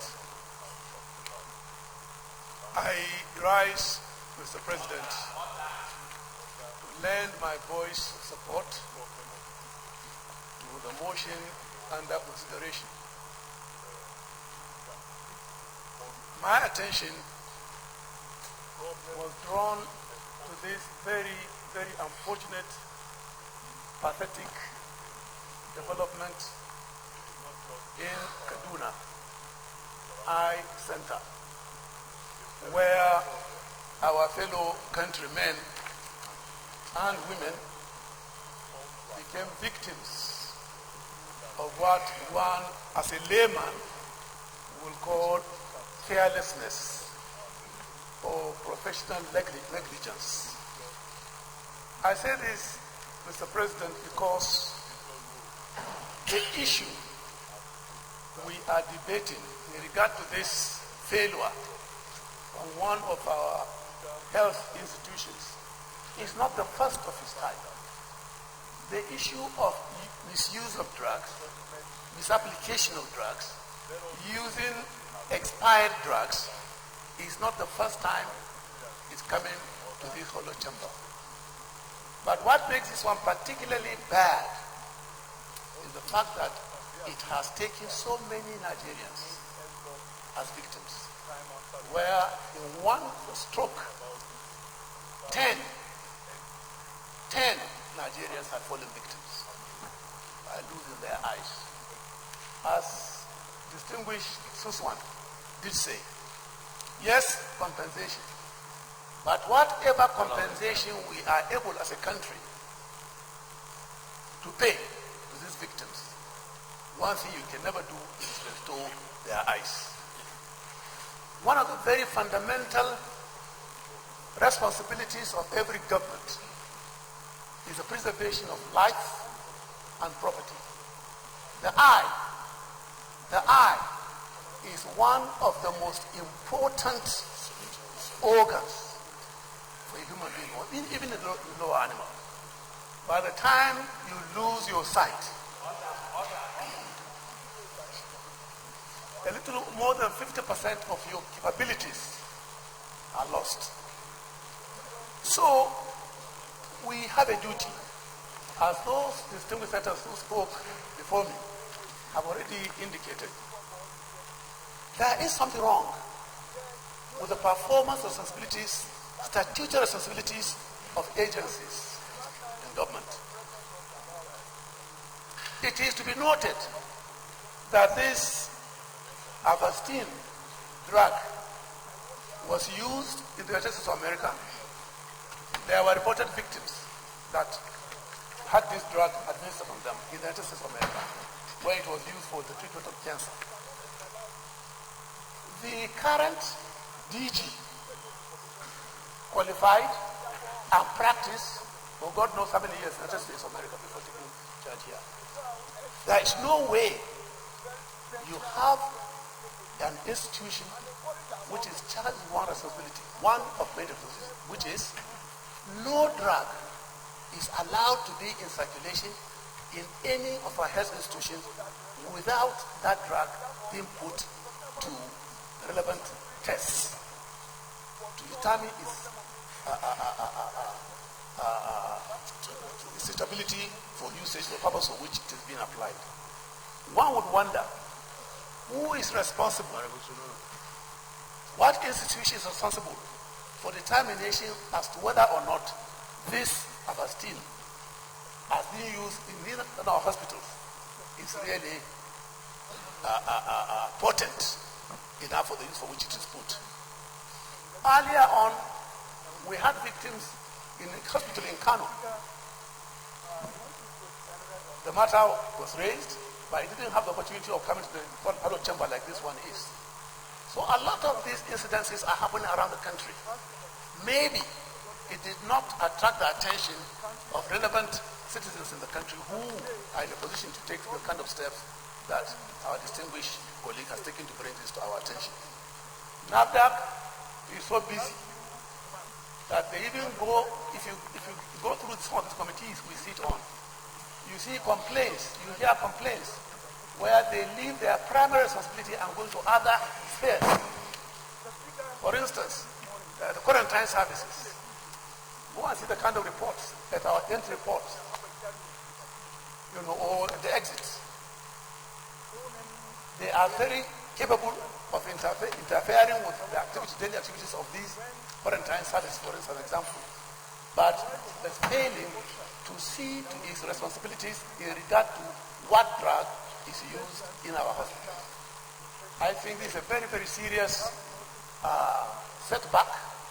And when we get to the prayers, we need to look at it as seriously as we can and see that the prayers we do approve do address this issue very, very squarely. I do lend my voice and support for this motion. Senator Chumaroke Ogbonia Enamani. My name is Chimaroke Enamani. I represent Enugu East Senatorial Zone. I thank the Senate President for giving me the opportunity to contribute to this debate. On behalf of my constituents, I will empathize and sympathize with the patients involved and their families. The National Eye Center in Kaduna is the topmost eye institution, not just in Nigeria, but in West Africa, with major intake from Nigeria and referrals from neighboring countries. We are dealing essentially with two newspaper reports talking about patients coming in with cataract and minor ailments receiving eye injections and ending up with various levels of blindness. Two newspaper reports. I crave your indulgence to please provide somewhat background to what could be happening. Take the eye organ as a tennis ball anchored by muscles. Tennis ball anchored by muscles. To inject into the eye, a doctor will be trying to achieve paralysis of those muscles or for anesthetic reasons. A doctor can also inject into that tennis ball the eye so as to convey some medications, including antibiotics. So you have 10 patients presenting with cataract, minor eye ailments in a top referral institution in West Africa are receiving anti-cancer chemotherapy agents. It does not add up. However, just like any other injection, chloroquine in the buttock, there are adverse issues that could affect such medication. One, it could be just this patient does not react well to this drug. We don't have a reason. It's called idiosyncratic. It could be allergic, in which case the drug is a foreign antigen. You have antigen-antibody reaction. It could be a good drug, mislabeled, and therefore injected for the wrong reason. Or clearly, it could be a fake drug. In this case, we have National Eye Center. The Federal Ministry of Health has department in charge of hospitals. There is the Medical and Dental Council of Nigeria. There is also Nursing and Midwifery Council of Nigeria and NAFDAC. These various agencies independently have to do their own investigations, review medical records, interview personnel, both doctors and nurses and patients. And then NAFDAC will now undertake a chemical laboratory analysis of the drug. These various agencies have inbuilt mechanisms to remedy the situation and prevent the occurrence. Before I sit down, I must salute the National Eye Hospital in Kaduna for the role they have played over many decades handling eye care, especially for indigent patients, both within the country and outside. So I salute the Eye Institute and I salute their staff. Thank you. Thank you very much. Senator Akpan Basi Albert.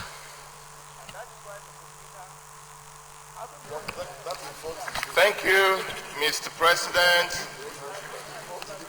my distinguished and respected colleagues, Senator Albert Basi, representing the good people of Akwa Ibom Northeast. Mr. President, let me thank my sister, Senator Aisha, for bringing this motion, and also thank my respected colleagues for all their submissions. For Mr. President, let me also, like my leader has said, Senator Namani, on behalf of the good people of Akwa Ibom Northeast, I empathize with the affected victims and also as well sympathize with their families. Mr. President, having listened to Senator Dr. Namani, having listened to my leader, Senator Matthew Orungide, Mr. President, I believe that I have nothing absolutely to add. You can sit down.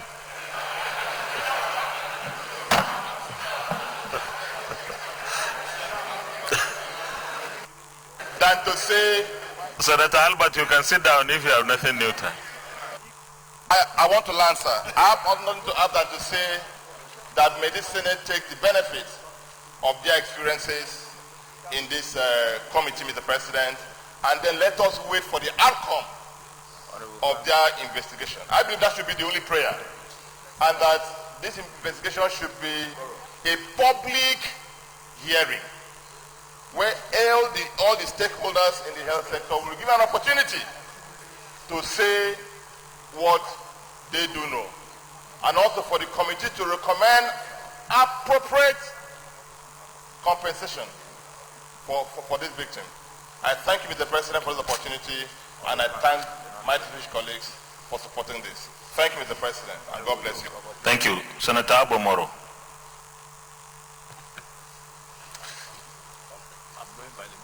Mr. President, distinguished colleagues, I am Abomoro, representing the good people of Benue South. Mr. President, I rise to support this motion sponsored by distinguished senators who have shown serious concern for the victims of the Kaduna Eye Center. Mr. President, I think this is a very, very sad commentary on our health service delivery.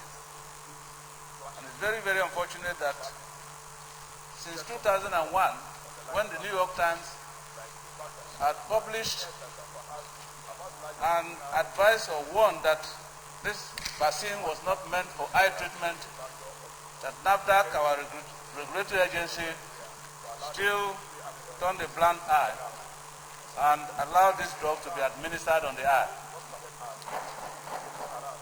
Mr. President, it's very, very unfortunate that this is happening in an eye center that is supposed to be a first-generation eye center in Nigeria and West Africa, where professionals are supposed to be involved. Having said that, Mr. President, I want to support this motion on the premise that a thorough investigation will be carried out and appropriate punishment be meted out to the people involved. And I believe that this will serve as a deterrent to other organizations and agencies that are responsible for the life of our people. Mr. President, apart from urging NAFDAC to quickly release the report of their investigation into this matter, I think NAFDAC has a lot of questions to answer. And until that is done, we will not be serving the purpose of being the watchdog of the Nigerian people. Mr. President, I so submit. Senator Nicholas Tofomo.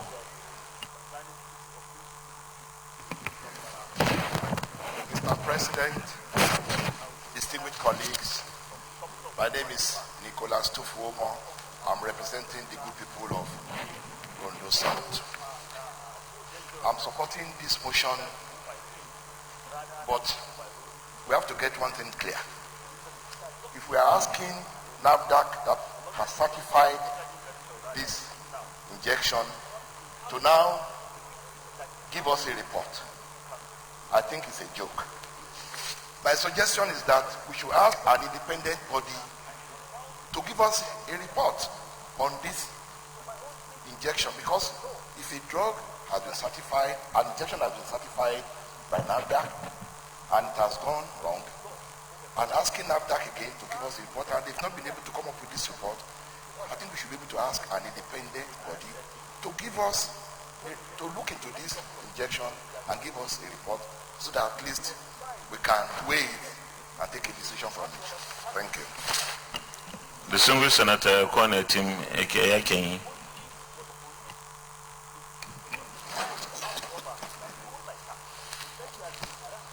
Your Excellency, the President of the Senate, distinguished colleagues, I am Senator Akon Eyakenyi. Akon Eyakenyi. I rise to support my sister, Senator Aishatu, for this great motion that she brought to the floor. It's unfortunate that this has happened because, just like other distinguished senators have said, the eye is an important part of the body. Without the eye, there is nothing you can really do for yourself. And so for this number of Nigerians, our own children, to be affected this way, it gives a great concern. And so I want to support the prayers, the three prayers, but most importantly, that NAFDA should immediately withdraw the drugs from circulation. We've only been told about these 10 that have been affected. We don't know other hospitals, other places, the same medication would have been administered, and Nigerians are being affected without being reported. So first, let the drug be withdrawn, and a committee, I support that a committee be set up to investigate, and then the patients that are so affected should be adequately compensated. Thank you. Thank you, Senator Banana. Well, Mr. President and my distinguished colleagues, I have looked at this motion carefully, and it appears it's a very, very straightforward motion. One, we are aware with the way the system works. NAFDAC has a full-fledged department that they call pharmacovigilance. The idea is to trace the use of drugs and medicaments and see their side effects or their efficiency in taking care of the disease for which they are meant for. Now, if you look at this thing, it has two sides. One is the allegation that it was as a result of this drug, the administration of this drug, that led to what was described in the motion. So if we are to investigate, first is to possibly invite, now that committees have not been set up, to possibly invite NAFDAC to appear before the leader of the Senate or any of the principal officers to at least brief them on what they have done so far in respect of the test that they have taken based on the content of the motion. But the second one is that it has to do with the administration of the drugs. And you have seen distinguished Senator Chimoroke bringing all possible possibilities that could have led to that situation. So the investigation that relates to the immediate cause of the effect of the administration of that particular drug is important for us to know, so that it will be well informed in taking a decision that can be described as a right decision. So I think that it's a motion that we must support jointly and ensure that at least these two actions are done. When it comes to the prayer, Mr. President, we will look and see how we can properly guide the prayers so that the content of the motion can be achieved by the Senate. Once again, let me thank the Senate for, and then the mover of the motion, for at least showing the level of concern that as it affects these people in Kaduna. Thank you very much. Prayers, we'll go to the prayers.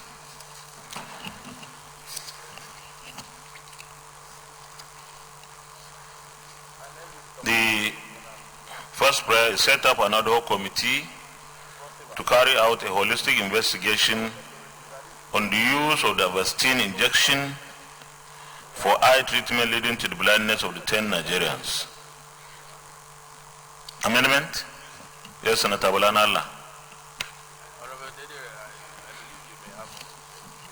I'm of the opinion that the prayer as it relates to leading to the blindness of the 10 Nigerians should be avoided, because we are undertaking a holistic investigation. Let us not embark on investigation and then yeah, so let's say set up an ad hoc committee to carry out a holistic investigation on the use of Avastin injection for the purpose of eye treatment. Then we leave it like that. Thank you. Any seconder? Senator Chimoroke Naman. I'm looking for a seconder. Senator Emmanuel Okejef.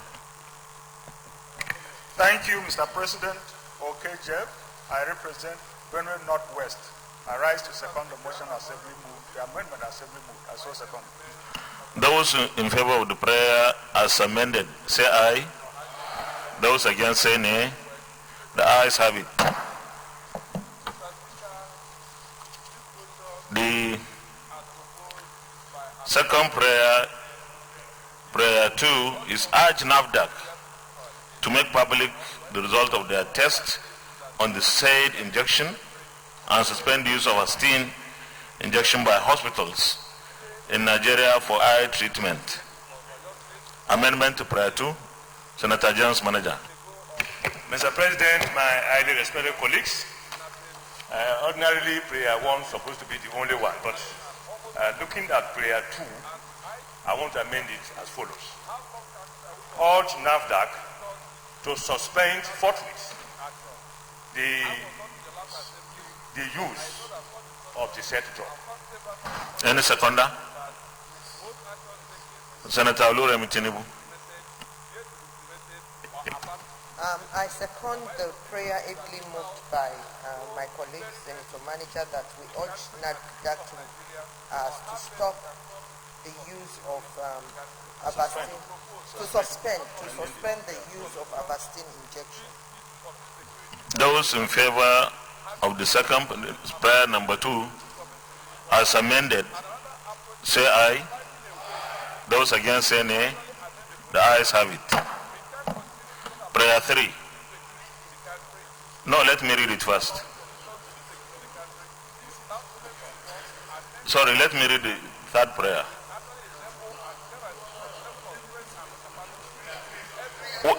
We have already taken that. Yeah, next time. Prayer 3. Mandate the relevant authorities to compensate the victims and bring to book the practitioners found wanting.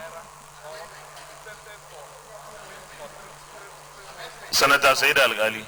Amendment? Okay. Thank you, Mr. President. My name is Said Al-Ghali and I represent Kombanos. Mr. President, prayer 3 should be stand down because a holistic investigation is going to be carried out. So the prayer is preempting the investigation. Thank you, Mr. President. Seconder, Senator J.T. Thompson Sekibo. Mr. President, I second it because where are you going to compensate now? We are going to carry out an investigation. The investigation will give us the result of what has really happened before we know who to compensate. So I think we should stand it down now. Who is the sanction this? Senator Abdullah. Thank you very much, distinguished President. I think we must not lose sight of one thing, and that is investigations or no investigations. There are victims as of today, known to everybody. Some of them were discharged. In fact, all of them. Some refused even to leave the hospital. I think at this point, we have a motion on the floor. So we vote for it or against it. So I'll put the question. Those in favor of the prayer 3 as amended, say aye. Those against, say nay. The ayes have it. Additional prayer. Additional prayer, Senator Hassan Mohammed.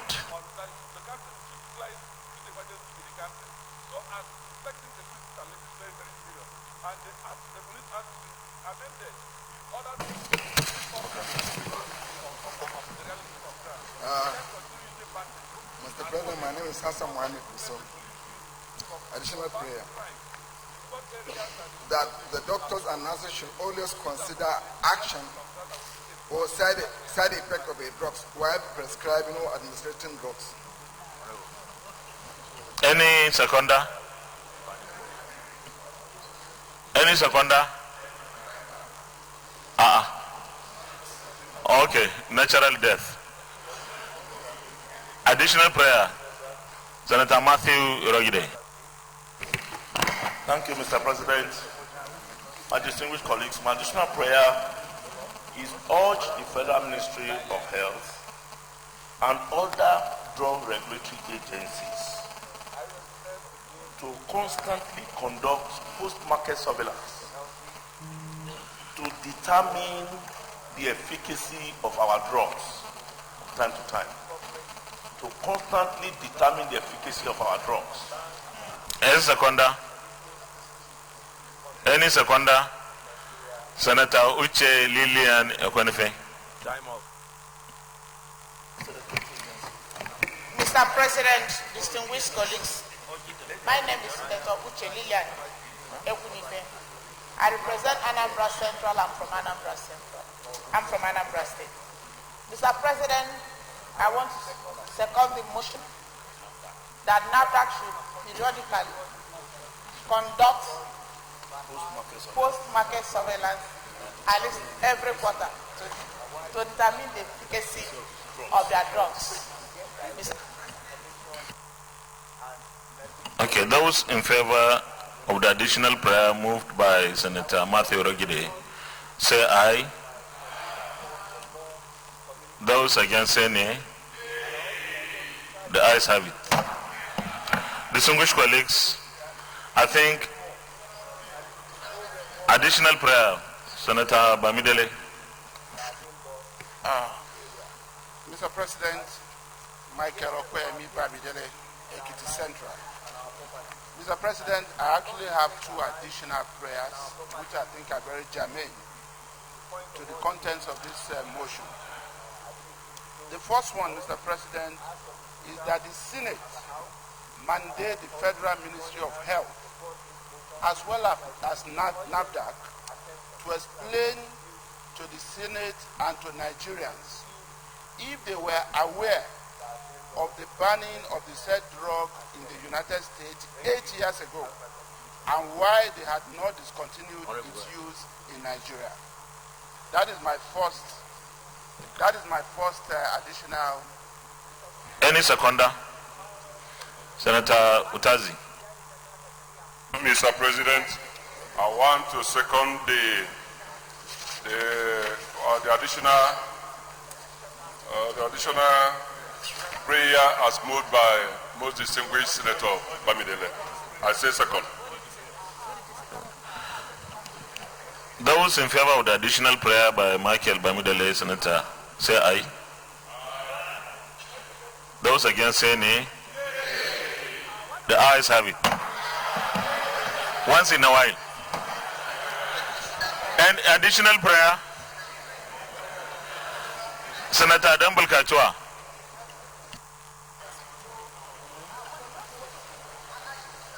Mr. President, my name is Adamu Muhammad Bulkachua, representing Bauchi North Federal Constituency, Senatorial District. Mr. President, we must not lose sight of the most important prayer in this motion. And the most important prayer is we must advocate for compensation for these victims. Yes. Then investigations should continue. But in the meanwhile, they have already suffered the loss of their eyes. We have already passed that one. We have already passed that.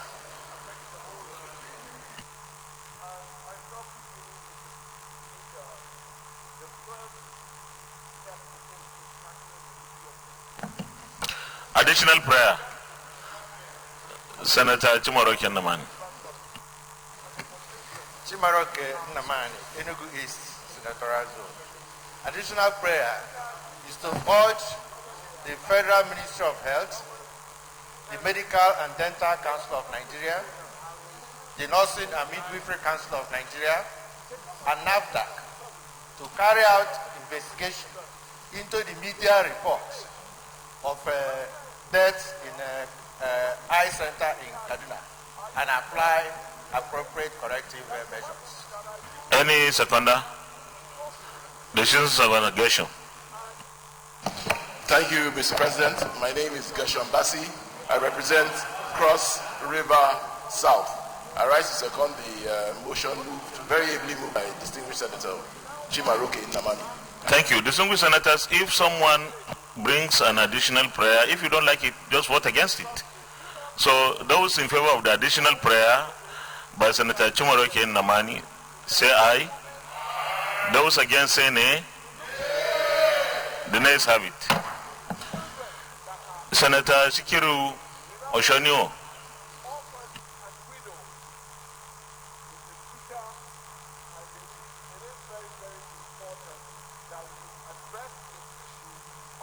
Thank you. Senator Bayo Shinowa, representing the good people of Lagos Senatorial District. In supporting these motions, I want to add additional prayer because we have the buyers and the sellers and the users. It is better for us to include where we put, NAFDAC to make public the result of their tests and the self-injection and suspend the use of vaccine injection to hospitals. I want to add related or relevant agencies, since we have the buyers and the sellers. We must not narrow it to the NAFDAC alone. Those who are selling it to and those who are using it privately or individual organization, I think it is necessary to include everything holistically, that those the buyers and sellers. That is why I use the word related agencies to suspend the use of vaccine injection. Any seconder? Any seconder? Okay, no seconder. Distinguished senators, thank you very much for your various interventions. this is a very sensitive matter, and the Senate and indeed the National Assembly is here to ensure that Nigerians are protected from this kind of happening. So I want to thank everyone for the contributions, and we'll set up an ad hoc committee that will investigate this incident. The membership of the ad hoc committee is as follows: Senator Matthew Rogide, Chairman; Senator Ibrahim Yahya Olorogbe, Member; Senator Aliu Sabi Abdullahi, Member; Senator Chimaroke Naman, Member; Senator Aisha Tudahiru Ahmed, Member; the Deputy Senate Leader, Senator Borofes, Member; and Senator Balana Allah, Member. The committee has 2 weeks to report back to the Senate the results of its investigation. Thank you very much. Senate Leader. Senate Leader.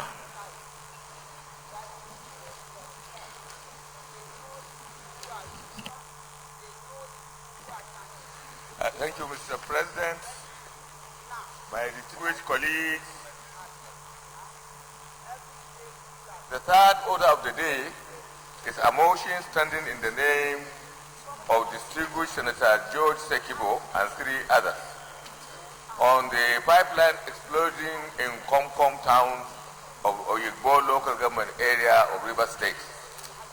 Mr. President will recall that yesterday, Tuesday, 2nd July 2019, decided by Order 42, subparagraph 2 of our standing order, approved that this motion be moved on the next legislative day, which is today. Accordingly, Mr. President, you may wish to invite distinguished Senator George Sekibo to move the motion. Distinguished Senator George Thompson Sekibo. Thank you, Mr. President of the Senate, my dear colleagues, for the opportunity to raise the motion. I am Senator George Thompson Sekibo, COA. The motion is a pipeline explosion in Komkom town of Oyibo local government area of River State. It is being co-sponsored by my colleague from River State, Senator Barry Pigi, Senator Piafe Betty Akagwa, and Senator James E. Manager and Senator Lawrence Eurego. The Senate, aware that there was an oil explosion at Komkom town in Oyibo local government area of River State, and over 15 persons died instantly, with over 50 persons receiving different level of injuries, while properties worth millions of naira were consumed by the fire from the explosion. Aware that the discovery of oil in the Niger Delta area of the country in 1957 is a huge blessing to the Nigerian nation, as it has since become a source of a major national revenue. Aware further that the distribution of the oil from the point of production to the point of either exportation or national use is done through pipelines. Knows that majority of the pipelines were laid over 50 years ago, and of course with time and usage they may have been weak in some sections. Understand that these and other factors could be attributed to the incessant pipeline explosions in the Niger Delta region and other areas which has been a major source of death. Because the source explosions have always brought irreparable devastating consequences on the people and the affected areas. As is often, source explosions usually change the environment and the livelihood of the people in the area. Because the occurrence of similar incidents that took place in the following areas which left scars of the devastation that are still fresh in our minds, including the Soku explosion about 8 years ago that took hundreds of lives and still kept many people maimed. The NNPC jetty at Okrika explosion about 7 years ago claimed the lives of over 70 persons and left many persons maimed. We are thinking about the complete devastation of Ogoni land, for which help for remediation is still being sought. And now, the 2nd of June 2019, over 50 persons were identified dead and over 50 persons with different levels of physical injuries. Several of such explosions have taken place in many parts of River State, with the usual attendant huge casualty. Worried that what seems to be a blessing to the entire nation is becoming a major cause in disguise to the host communities where both the production and distribution takes place. Understand that two of the major causes of pipeline explosions are due to age of the pipes and vandals who try to filter crude oil for bunkering. Understand further that the federal government and indeed NNPC is spending huge sums of money on pipeline security. Believe that if the agencies who are saddled with the responsibility of safety and security of the nation's oil pipelines are duly diligent in their responsibilities, pipeline explosion will have been a tale of the past. Believes also that such incessant explosions are alien to other major oil-producing countries because of advanced surveillance technology and equipment they are using. Regrets that the nation and indeed the federal government, which is usually benefiting from the accruement from proceeds of the oil exploitation and exploration, are not taking the appropriate actions to reduce or eliminate the occurrence of the explosion. Before Mr. Senate President, I touch the prayers. I want to mention that this word is exclusive of oil tankers either driving to individual houses and explode there, or exploding on the roads and then causing damages. That is always a regular scenario in the parts where oils are being produced. So I go to the prayers. 1, observe a minute silence in honor of those who lost their lives at the Concom explosion and all other explosions that have taken place in the country in the past. Sympathize with the government and people of River State, and especially the Concom people in the local government area. 3, urge the NNPC or PPMC and all other agencies involved in the oil and gas exploration and exploitation activities, especially those involved with the laying of the pads, to take a holistic survey of their pipelines so that every age one should be replaced. 4, urge the NNPC and PPMC and other agencies in the oil and gas production sector to improve on the security of the nation's oil pipelines all over the country. 5, direct the National Emergency Management Agency, NEMA, to visit the scene and provide succor to those who are affected, as so moved. Yeah, Mr. President. Senator James Manager. Thank you, Mr. President. My highly respected colleagues, James Ebio, War Manager, CON Delta South. Mr. President, I rise to first second this all-important motion moved by highly ranking Senator George Thompson Sikibo, representing Rivers East. Mr. President, everything about the Niger Delta, those of us who are from there, representing that very important part of Nigeria in the Senate of the Federal Republic of Nigeria, we are very passionate about it. And I sincerely believe that all other Nigerians are passionate about the happenings in the Niger Delta. Mr. President, the motion as moved by Senator Sikibo, I am a co-sponsor. And of course, if we had exposed it to everybody, everybody would have been co-sponsors of this motion.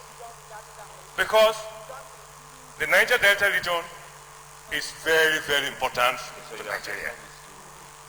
Mr. President, my respected colleagues, has revealed on the body of the motion what has become a wealth and a source of happiness to all Nigerians is gradually becoming a big problem to the host communities. Mr. President, over this period, so many things are happening in the Niger Delta region, most of them unreported, killing human beings here and there. Mr. President, what I want to say, that under your watch as President of the Senate, in the next 4 years, what has eluded this particular National Assembly? You as the Chairman of the National Assembly, Mr. President, I beg for your attention, sir. Mr. President, with the greatest possible respect, I beg for your attention, sir.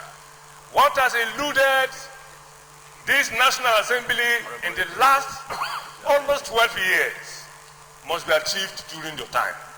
And as an indigene of the Senate yourself, who came into this place since 1999, you also witnessed what I'm talking about. The PIB, the almighty PIB, the Petroleum Industry Bill. I hope and pray that at the end of 4 years, you, Senator Hamen Lawa, as President of the Senate and as the Chairman of the National Assembly, this PIB would have been passed by the Senate and ascended to by Mr. President, so that we take care of some of these problems that are there in the Niger Delta. Because everything about the Niger Delta, Mr. President, my respected colleagues, is about all of us. It's about the entire country. And please, please, this on the board of the motion, so many things have been revealed. Mr. President, we are dying every day. We are dying every day. We want Nigerians to come to our rescue. And that is what this motion is all about. Having said all that, Mr. President, once again, I second this all-important motion for all Nigerians. And with due humility, I beg to warm my seat. Thank you, Mr. President. Senator Michael Nachi. Thank you, our Senate President, distinguished colleagues. My name is Senator Nachi Michael, representing the people of Ebonyi South. I sincerely thank the sponsor of this motion.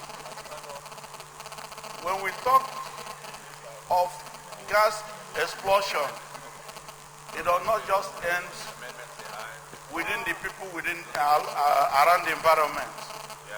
The effects are very wide. It could cause instant death. It could cause pollution that generations will inherit. It could cause economic waste. And at the same time, it is overbearing to the nation. Explosion, we may talk about explosion as people within the environment, but the answer is no. I want to say here that the proponent of gas or crude oil should be brought to book to learn that the environment in which they operate is as important as the oil or gas in which they take away. In those days, when you are driving along the routes, you will see where they say they give signs of pipelines. Today, you don't see it anymore. In those days, you see that all pipelines are well cleared, like railway lines. Today, you don't see those clearances anymore. What we say here is that pipeline explosion is very dangerous. When they explode, they kill people. When they explode, they kill even within the rivers along that areas. The major factors that make human beings to drink pure water is the micro and the microinvertebrates that live there, which stands as parameters for clean waters. And when these explosions occur, the first victim are these microinvertebrates. And once they die, the environment there will never have pure water to live. What I'm saying here to support this motion is that the NNPC, all the organs of government or the proponents of our oil, whatever they call them, should stand up to know that whatever they are taking, they should have percentage to put for the health and the body that lives around there. All the oil pipelines today, we should have a bracket that will demarcate it from human accessibility, that we demarcate it from the danger of our animals even, so that the life of people will be saved.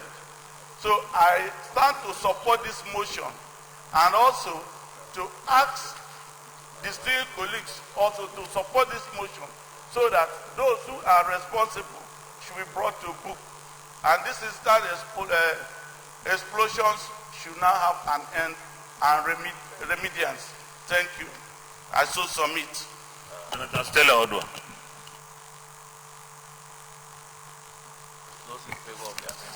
Thank you, Mr. President.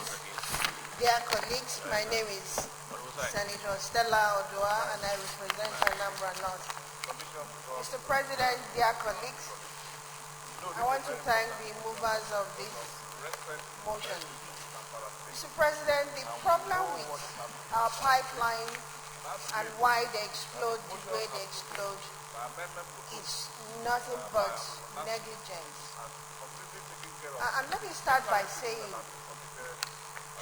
in pipeline management today in NNPC, it's in total comatose. And one would wonder, why is that so? About 30 years ago, Mr. President, when NNPC was doing restructuring, the intent of that restructuring is to professionalize NNPC. And in doing that is to focus people and professionals to make sure that expertise and priorities are given to where it should be given to.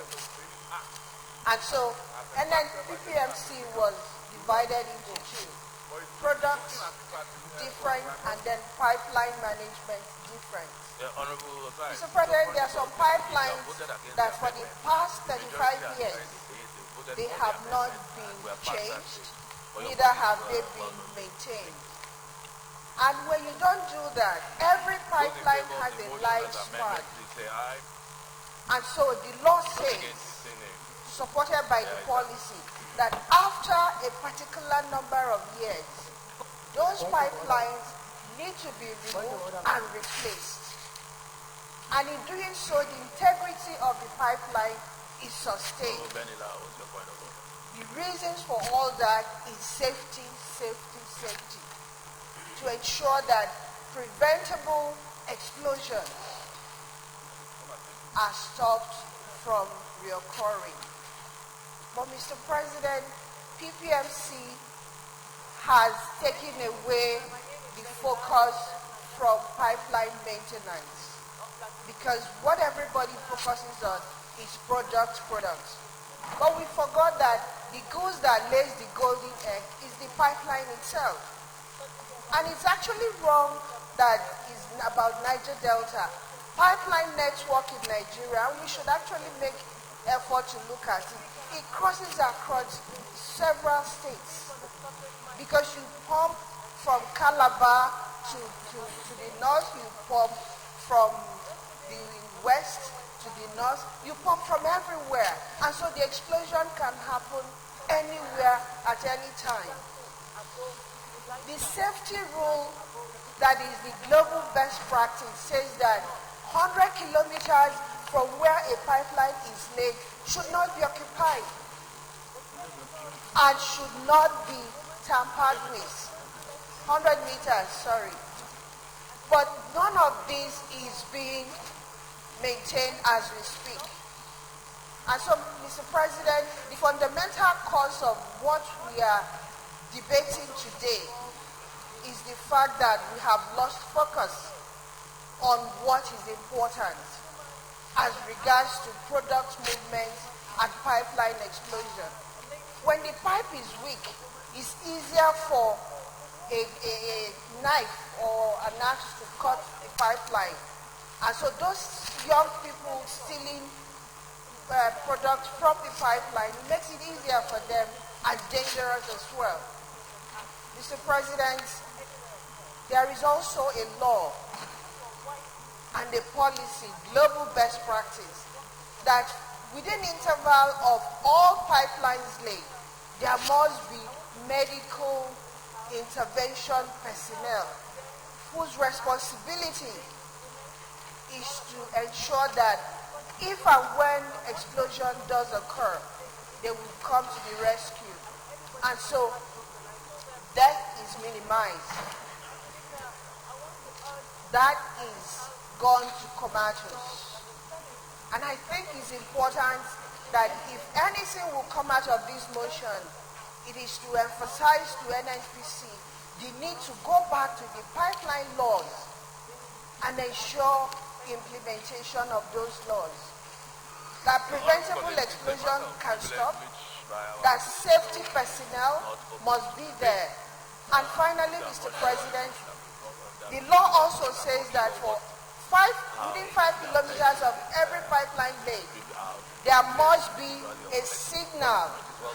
This signal tells them at the remote office when there is tampering or interference along the pipeline. And so rescue measures are being sent when that happens. Mr. President, I want to support this bill, this motion. I think it's very important. It's time bomb waiting to happen, not just in Niger Delta, but all over Nigeria, if nothing is done. We must create pipeline maintenance department within NNPC, whose focus should be to ensure that pipelines are maintained and they are changed when the time comes. And indeed, professionals, pipeline engineers are employed and deployed to these areas. Mr. President, I so submit. Thank you. Senator Yusuf. Thank you, Mr. President. My name is Yusuf Abubakar Yusuf, Taraba Central. First of all, I want to commend Senator Sekibo for bringing this motion, and I support it wholeheartedly. I also want to endorse every statement that Senator Odua has said, because we have been in this thing for over 30 years, and we've been working on these issues. The fundamental issue, as she has said, just for emphasis, is negligence. Because nobody specifically has been taking the responsibility of maintaining or replacing the pipelines up to today. The focus is now on petroleum products. Those years I was made to understand, or I knew, PPMC was broken into two, as she has said, pipelines and product marketing. I don't know what is happening today, whether they have collapsed it, whether it is now petroleum and petroleum products marketing company or pipeline, and we don't even know at this point in time. So the two issues I want to add.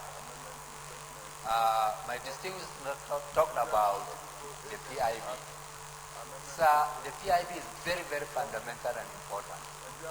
But the unbundling of NNPC as of today does not need the PIB. They can do it right away now without violating any law in this country. It's just that the government or the people in charge do not want to do it. After all, the late Dr. Irwan unbundled NNPC into at least 13 strategic business units.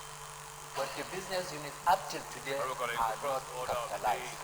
So they are all bundled up, mingled. NNPC will move stuff as they want. So it is the unbundling that has effect on all these issues.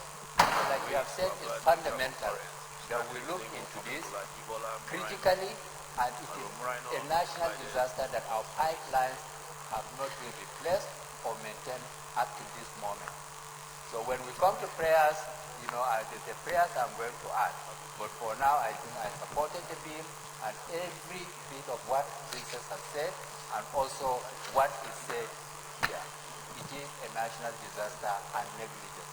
So I support the motion. Thank you. Senator Basiru Ajibola.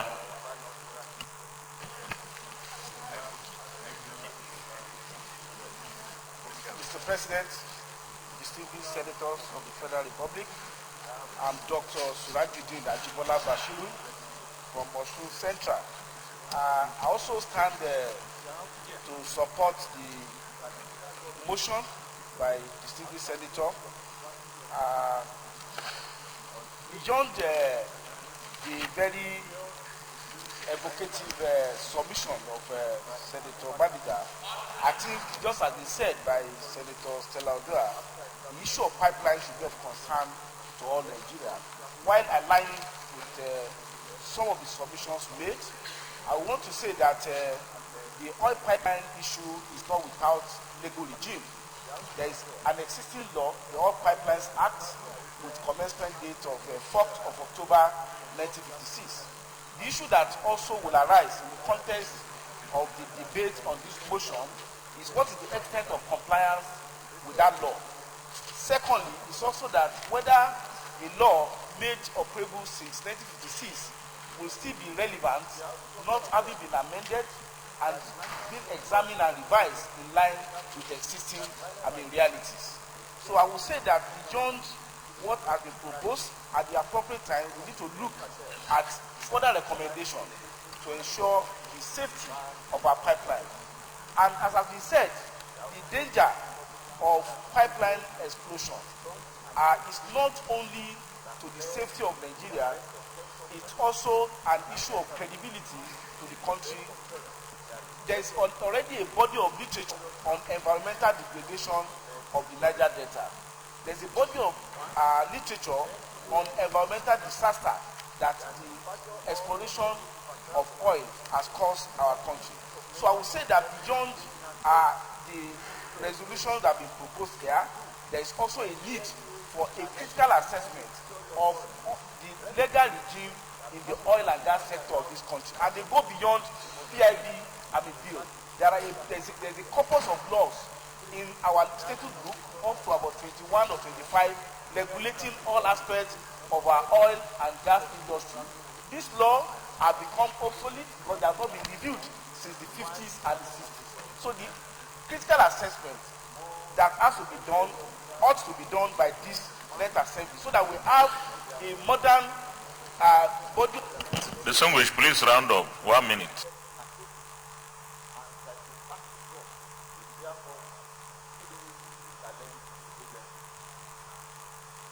Thank you very much. Distinguished Senator Kola Balogun. Thank you, Mr. President. My distinguished colleague. This motion, though, is coming from our colleague from Niger Delta, but I believe that it's not just about Niger Delta. It is about Nigeria, because anything that touches on the loss of lives of Nigerians should be very important to us as members of this Senate. Some studies have shown that 50% of the pipeline explosion is due to corrosion. 28% is due to sabotage. 2% is due to oil production activities, and 1% is due to emergency drills. The last time we were debating a motion on those who lost their sight in Kaduna, I thought that was also tragic. So whether it's pipeline explosion, whether it's loss of eyesight, or health situation of any Nigerian, I think we should pay serious attention to it. I rise to support this motion and to also call our attention to the fact that BPMC, NNPC, those agencies that are responsible for protection and security of pipelines must be made accountable. Nigeria is not the only country, it's not the only oil producing country, but unfortunately, most often, Nigeria is where we have these kind of situations that occur most of the time. Aside from the loss of lives that are involved in this particular situation, we also have to look at the economic losses. Yes, we have unemployment in this country. And one of the areas, one of the sector that's generating employment for our people is our oil industry. Therefore, we can't afford to allow this kind of situation to continue unabated. So, Mr. President, distinguished colleagues, this bill, this motion, is not just about what's happening in Niger Delta. It could have happened at my brother district in Osun State. It could have happened anywhere, any part of the country. You simply should get round up, please. Honorable, have you changed your seat? I know you were there last day. It is my belief that we must be proactive. We must also encourage those agencies to have modern technology surveillance equipment so that to detect this kind of thing before they happen. I think this is the common practice in advanced democracy. Senator Theodi Oji.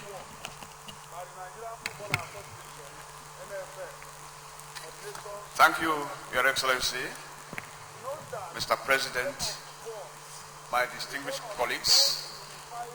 My name is Senator T.A. Oji Ochendo. I represent Abia Central.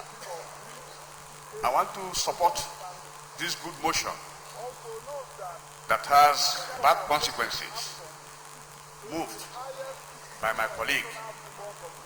First of all, I will have to sympathize with the entire people of Rivers State for this disaster that has befallen on them.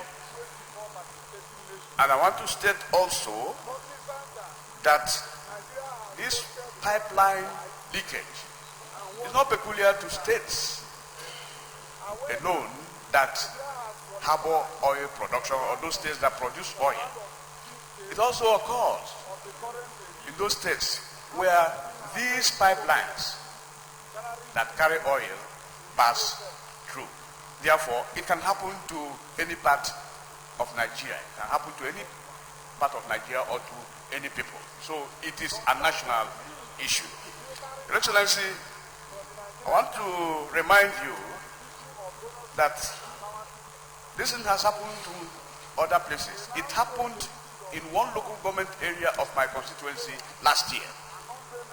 And I commend the Senate for setting up a committee that did a very, very thorough investigation headed by Senator Marafa, who is not here now, but is somewhere. That committee invited all stakeholders, local government chairman, villagers, traditional rulers, NMPC officials, and even the security agencies. But unfortunately, that report has not been released because of lack of funds. I believe that if that report had been released, it will form a template for this thing that is happening now, and we can learn from that. Your Excellency, most of the pipelines that transverse across this nation, like distinguished Senator Stella Odwa said, are old and antiquated. Very, very old. And it is the responsibility of NNPC to look at these pipes and change them from time to time so that they can function effectively. Then, when leakages occur, because these leakages don't occur overnight, they start small by small. And when NNPC is reported to, they treat it with levity. In the last dispensation in my own local government, there was this case of leakage. Every day the chairman of the local government will report to them. They never came. And when they summon security meeting in terms of this leakage, they don't show up appearance. So this is one of the things that is hindering and making this leakage to be very, very possible. And then contracts, security contracts for the pipeline is given indiscriminately. NNPC gives to its contractors and also gives to the villagers. And in their performance, there's a clash. The villagers will claim this is their domain. They don't want any other person. But the NNPC contractors will come to lord it over the villagers. And in doing that, they will sabotage themselves. When the contractors go, the villagers will go there and do something to make sure, to show the world that these contractors are not performing. So NNPC should, at least if you want to give contract, give it to the villagers who are on ground and hold them responsible. The same way you can round up.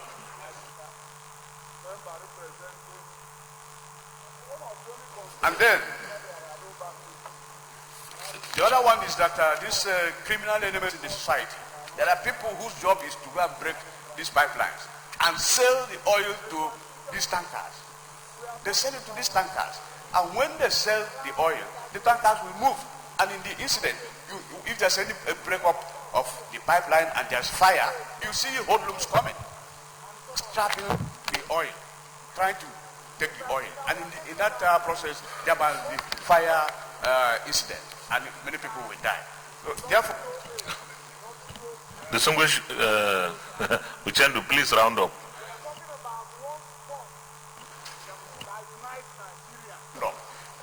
Excellency, this is my contribution to this, and I will emphasize, now that we are here, Excellency, that report that has not been shown up, please try and make sure that it comes up. It will help us. Thank you.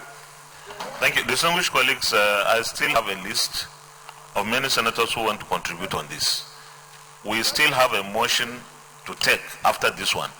So I will plead that anyone who speaks, please, maybe 2 minutes max, so that other senators are able to also contribute, and then we'll go to the next motion. Senator Barinada Bigi. Thank you, Mr. President. I am Bigi Barinada. I represent the Rivers Southeast Senatorial Zone. Mr. President, I want to thank my colleagues who have contributed to this more important motion. I want to thank you people because you are all supporting me. This incident happened in my senatorial district. Mr. President, Concon community that housed over 15,000 persons happened to be one of those communities in Oyibo local government in Rivers State. Mr. President, just like others have been contributing, the System 2E pipeline that crosses from the Port Harcourt refinery that ranges all the way to Aba and pass through Api in Makodi and also to Kaduna is a major transverse line that NNPC is using. Mr. President, this issue that happened in that place is just as a result of vandals. A lot of people sometimes ask why this type of incident or why this type of occurrence on the pipeline. It's as a result of the aging nature of the pipeline and as a result of lack of maintenance by NNPC. The major coordinator of NNPC that handles this pipeline, the Product Pipeline Marketing Company, PPMC. Mr. President, as we speak, with what is available within us, the pipeline there and the pipes on ground has lasted for over 50 years. With what investigation, with what we saw on ground after much research, the Gas Organization System of Nigeria, GOSTI, they have said that the pipes are not supposed to be on ground for more than 33 years. But Mr. President, these very pipes that pass through Concon is more than 50 years. Mr. President, I want this House to support all this motion as heavily moved by my colleague, Judge Thompson Sekibo, with all amount of seriousness, because the people, some people that came in here just for the inauguration, they are all dead now.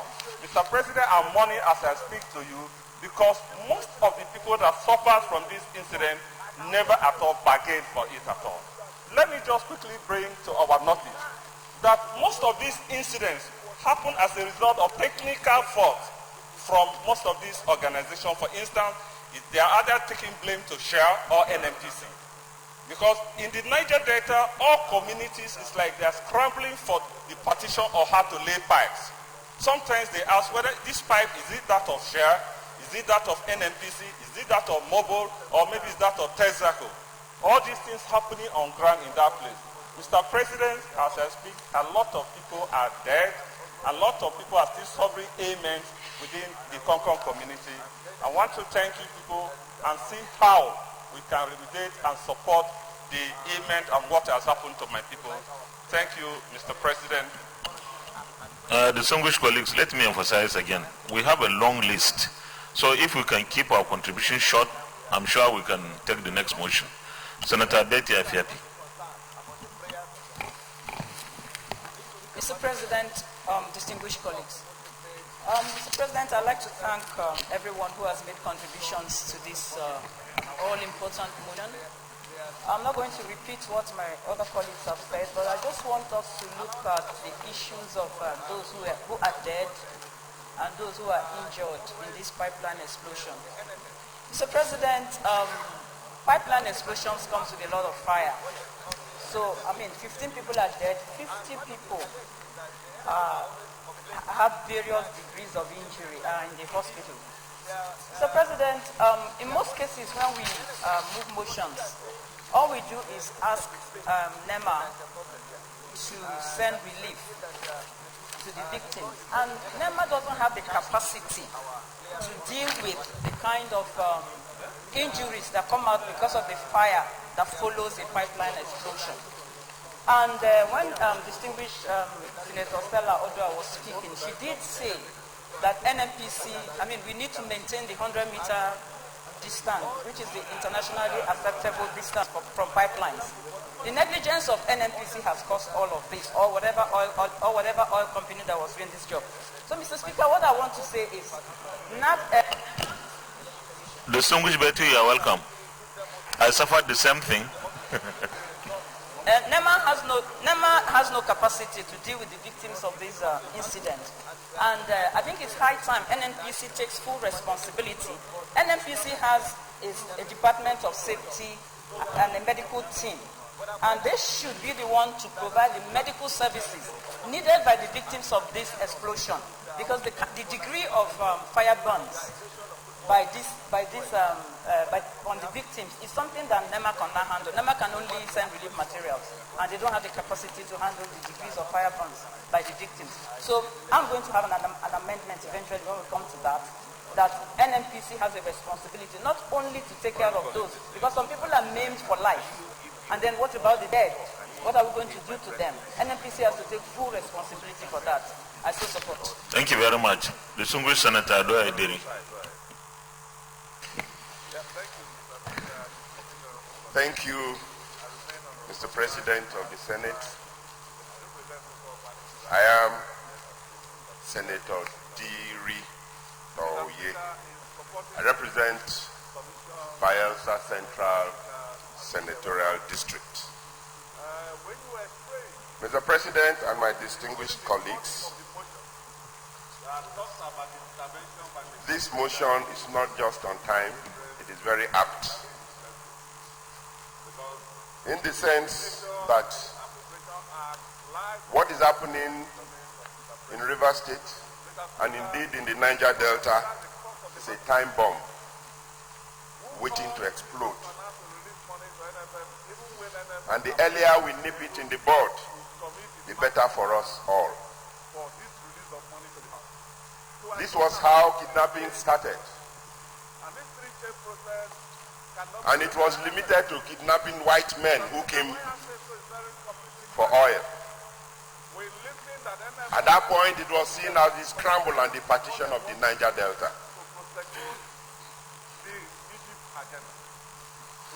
And from kidnapping the foreigners, it came into kidnapping Nigerians. Today, kidnapping is a sore with us in Nigeria. Mr. President, all they have said there, I adopt it.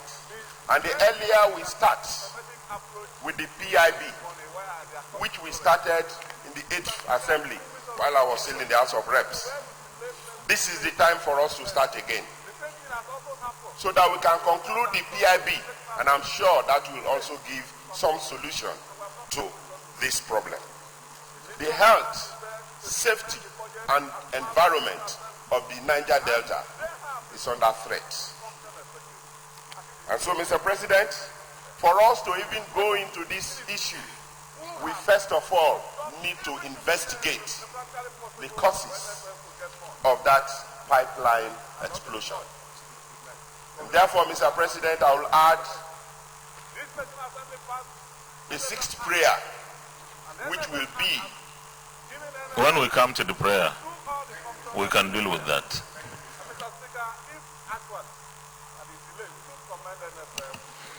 Senator Biyo Barakuma Degi.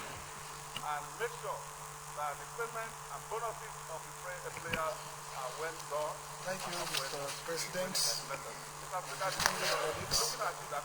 My name is Senator Biyo Barakuma Degi Jeremiah. I represent Bayelsa East Senatorial District. I want to thank the presenters of this motion and all those that have contributed. Mr. President, explosion of pipelines is a common incidence in oil-producing and oil-bearing communities in the Niger Delta. And this, just as others have said, this is a development that is not affecting the communities alone, but also the economy of this country. Mr. President, a lot has been said on this matter, and I know that the problem is from the oil producing companies, the operators of the upstream and the midstream of the petroleum industry. And it is important that the regulations that are in place, even though obsolete, I know that there is lack of enforcement, compliance on the part of these companies. So, Mr. President, I support this motion totally to avoid future occurrence. It is important that the NNPC and the PPMC and the operators of the pipeline in question are truly called to order. The aging of the pipelines are the main cause of pipeline explosion. Sabotage is very remote. And so there are regulations that are supposed to be followed by the oil companies, which they have grossly neglected. And unfortunately, I repeat, unfortunately, Mr. President, the regulatory bodies have taken these issues as if nothing is happening. And on a day-to-day basis, some of these developments are not reported. Some of the spillage that are occurring in the Niger Delta are not even reported. So, Mr. President and my dear colleagues, I support this motion and urge the Senate to support this motion at the appropriate time. I have something to add, to the prayers as an amendment. Thank you, Mr. President. Thank you very much. When we come to the prayers, you can give additional prayer. But the last intervention will be by Senator Amos Kilawang Bulus.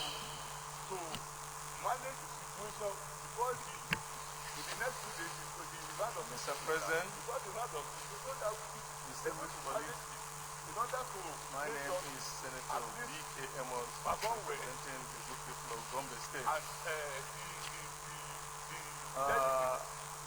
So much has been said about this motion, and I want to believe that I've supported virtually everything that was, most of the issues that were raised in respect of the motion.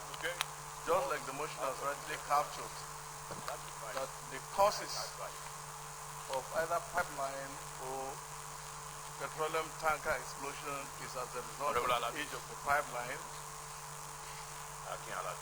I want to add, I want to really observe that from all incidents, most of the reports that are available as a result of investigations that has happened in previous incidents, either as a result of petroleum tanker explosion or pipeline explosion, more of them are as a result of man-made carelessness or negligence. And I want to say that there's a need for us to actually do more of advocacy on educating the people to actually appreciate the dangers involved in highly inflammable products like the PMS or the gas. Because from the list of people that have died in previous incidents in the Niger Delta there, you discover that if it comes to a petrol tanker, people come out to school in large numbers.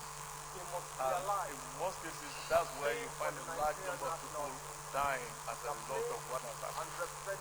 I actually sympathize with the victims of all what has happened in the Kokom community of Obibo, local government in River State. But I want to say that we really need to educate the people more when it comes to all these problems. We will not only be laying emphasis on the age of the pipeline that has actually expired as a result of when it's supposed to be changed, it has not been changed. But we should also educate the people so that we will stay away from danger. So I still support the motion, but I am of the opinion that we should do more advocacy for the people to actually understand the dangers we cannot do. Thank you very much. We go to the prayers. Prayer 1.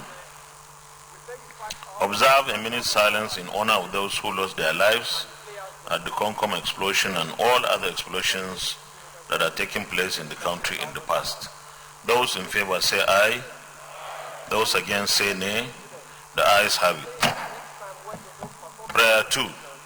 Sympathize with the government and people of River State and especially the Concom people in Oigbo local government area. Those in favor say aye. Those against say nay. The ayes have it. Prayer 3. Urge the NNPC, PPMC, and all other agencies involved in oil and gas exploration and exploitation activities, especially those involved with the laying of the pipelines, to take a holistic survey of their pipelines so that very aged ones should be replaced. Those in favor of this prayer say aye. Amendment, Lawrence, distinguished. Distinguished colleagues, my name is Ibuja Paul Lawrence. I represent the good people of Bayelsa West Central District. I come from Bayelsa State.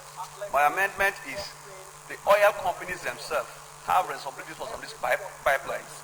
And here we are only limiting ourselves to the regulatory agencies and the government agencies. There is a need for example, Shell has its own... What is the amendment?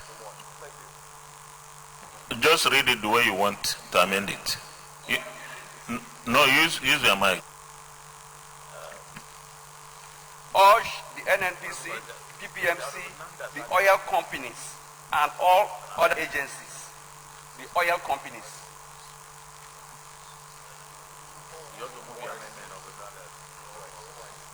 That is the internet. I'm not sure if that would be necessary, because all other agencies, wouldn't that take everything on? Sorry? You still prefer that you amend it? Yes. Okay, any seconder?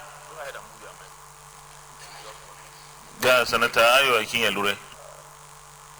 Thank you, Mr. President. My name is Senator Ayo Akinye-Lure. I represent Ondo Central. I rise to second the motion as amended by my colleague that we should urge the NNPC, PPMC, and other oil companies involved in the oil and gas exploration and exploitation activities, especially those involved with the layings of the pipeline, to take a holistic survey of their pipeline so that very aged ones. Okay, so you have two amendments. I so second as amended. The first amendment that Those in favor of prayer 3 as amended, say aye. Those against, say nay. The ayes have it. Prayer 4.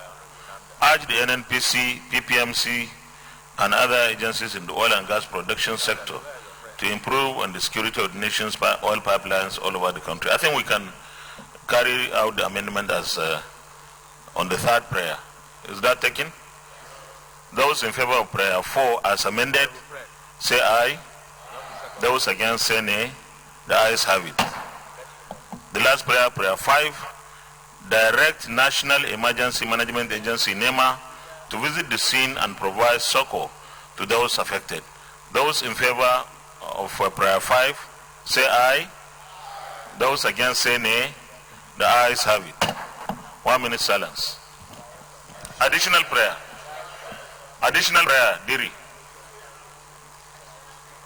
Additional prayer. Senator Doe, Diri. those in support of the amendment that move these aye. Those against, say nay. The ayes have it. Okay. Now there are amendments 6. for the Committee on Sports to handle this To matter. set up To refer to the Committee on to Sports. set up an ad hoc committee and mandate Any seconder? the committee to investigate the cause stroke causes of the said explosion to avert future occurrences and report back in 2 weeks. I'm informed that Any seconder? No. Any seconder to his motion? Senator Id Gyang. I remain Senator Id Gyang, representing Plateau North. I rise to second the amendment ably moved by Senator Diri Doye. Not an amendment, it's an additional prayer. So let's just say deleting the first prayer. Okay. Those in favor of the additional prayer by Doe Diri, say aye. Those against, say nay. The ayes have it. Additional prayer, Betty Apiapi. Amendment to delete the first prayer. Mr. President, honorable colleagues, honorable distinguished colleagues, sorry. The additional prayer is for NNPC medical team to take over the treatment of the survivors, and NNPC to pay compensation to all. Any seconder? Senator Ahmed Babaketa. Thank you, Mr. President. I remain Ahmed Babaketa, representing Captain Anok. I rise to second the additional prayer ably moved by Senator Betty Apiapi. Those in favor of the additional prayer by Senator Betty Apiapi, say aye. Those against, say nay. The ayes have it. Additional prayer, Senator Stella Odua.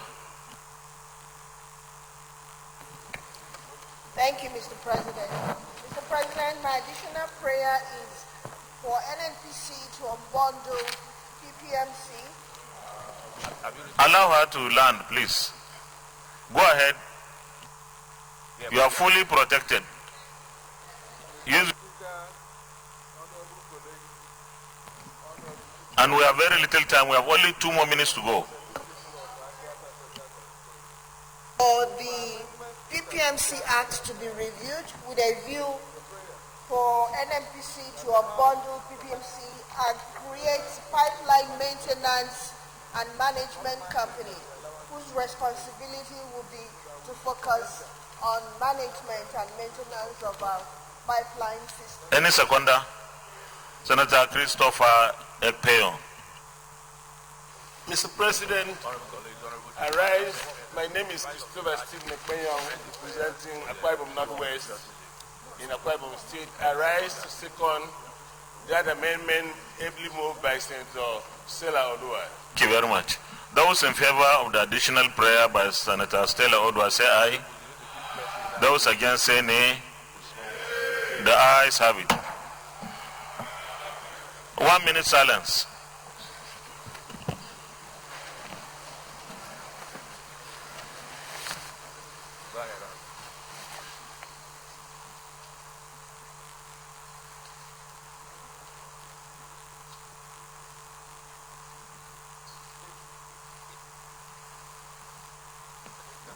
May the soul of the deceased rest in perfect peace. Amen. Distinguished colleagues, the Senate is setting up an ad hoc committee to investigate and also go on condolence visit to Rivers State. The members of this committee are as follows: Senator Ibrahim Gobir, Chairman, the leader of the team; Senator Stella Odua, member; Senator Deji Deo Barakuma, member; Senator Sekibo Thompson Sekibo, George Thompson Sekibo, member; Senator Solomon Adiola Olamilekon, member; Senator Sani Musa, member; Senator Lawali Hassan Anka, member. The committee has 2 weeks to finish its investigations. Announcement. The ad hoc committee on media and publicity shall be inaugurated by the President of the Senate today, the 3rd day of July 2019 by 3 p.m. at room 301. The media is invited. Signed, Senator Adedayo Adeye, Chairman. Notice of meeting. The ad hoc committee on Senator Elisha Abo meets immediately after plenary. Venue, room 324. Signed, Senator Sam Egu, Chairman. And then it adds especially Senate Leader. Okay, you want to reward it. Okay, those who Mr. President, distinguished colleagues, due to explosion of time and the need to attend to other businesses of the Senate, I move that we step down consideration of the 4th item on our order paper to another legislative day. I so move. Any seconder?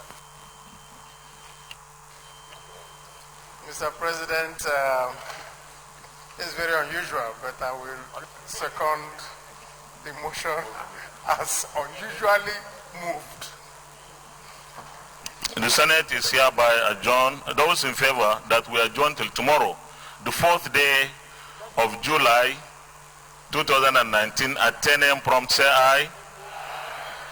Those against say nay. The ayes have it.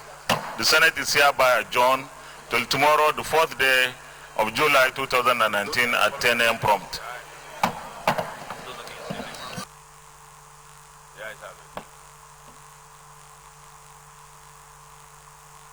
Those in support of the motion as amended, please say aye. Those against say nay. The ayes have it.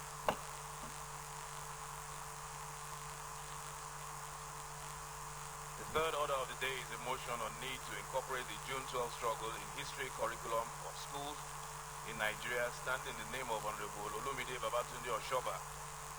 Honorable Oshoba is invited to move the motion.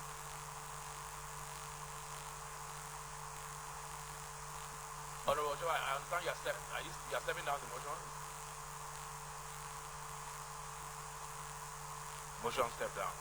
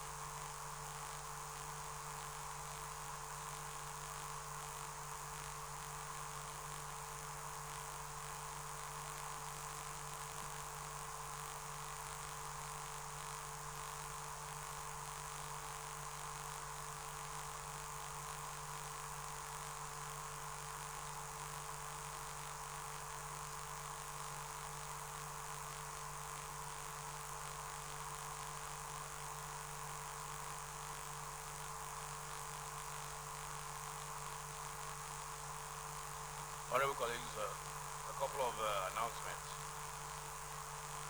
Honorable Abubakar Yunusa Ahmed was inadvertently left out of, his name was inadvertently left out of the composition of the media committee, and clerk, please take note of that to make the necessary information.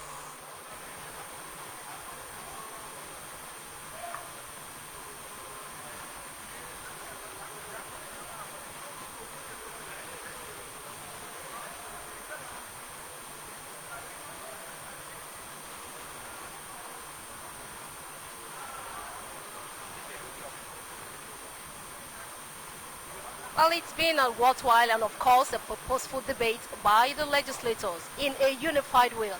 It is then right to say that unity to be real must be able to stand the severest strain without breaking. It's understood I have here with me a distinguished senator of the Federal Republic of Nigeria. I'm talking of distinguished Senator Dahiru Aishetu Ahmed. That will be talking more on hand motion, on harvesting injection, the case of 10 Kaduna patients who went blind after administration of the injection. Distinguished, your motion was quite laudable and of course very, very impressive that it was consensuously agreed and a lot of contributions from your colleagues. Would you say that it is a case of fake drug? That I cannot say now. That's why an ad hoc committee is set up to investigate what really went wrong at the National Eye Center, Kaduna. Okay, you can actually say anything about that. Yes, I cannot really say either it's a case of fake drug supplied to the National Eye Center or is a case of Avastin being originally made for the treatment of cancer, but some patients with eye ailments have been treated successfully with the same Avastin. But again, it is known to have a high probability for contamination during the preparation in the case of eye treatment. So one cannot really tell exactly what went wrong and at what stage. So that's why this ad hoc committee is set up, and at the end of the 2 weeks investigation, we'll certainly come back, I believe, with actually what went wrong. Well, it's quite beautiful that you said investigation is ongoing. What do you think we should expect? You should expect, I believe, with the caliber and quality of the nine senators that we have here, and then the combination of the ad hoc committee members, we will definitely come out with a quality investigation result. Thank you so very much. Nigerians are yearning and they are looking forward to see that it's brought to the end. All right, thank you. Yes, thank you so very much, ma. I have here with me another senator of the Federal Republic of Nigeria. I'm talking of distinguished Senator Sekibu Judge.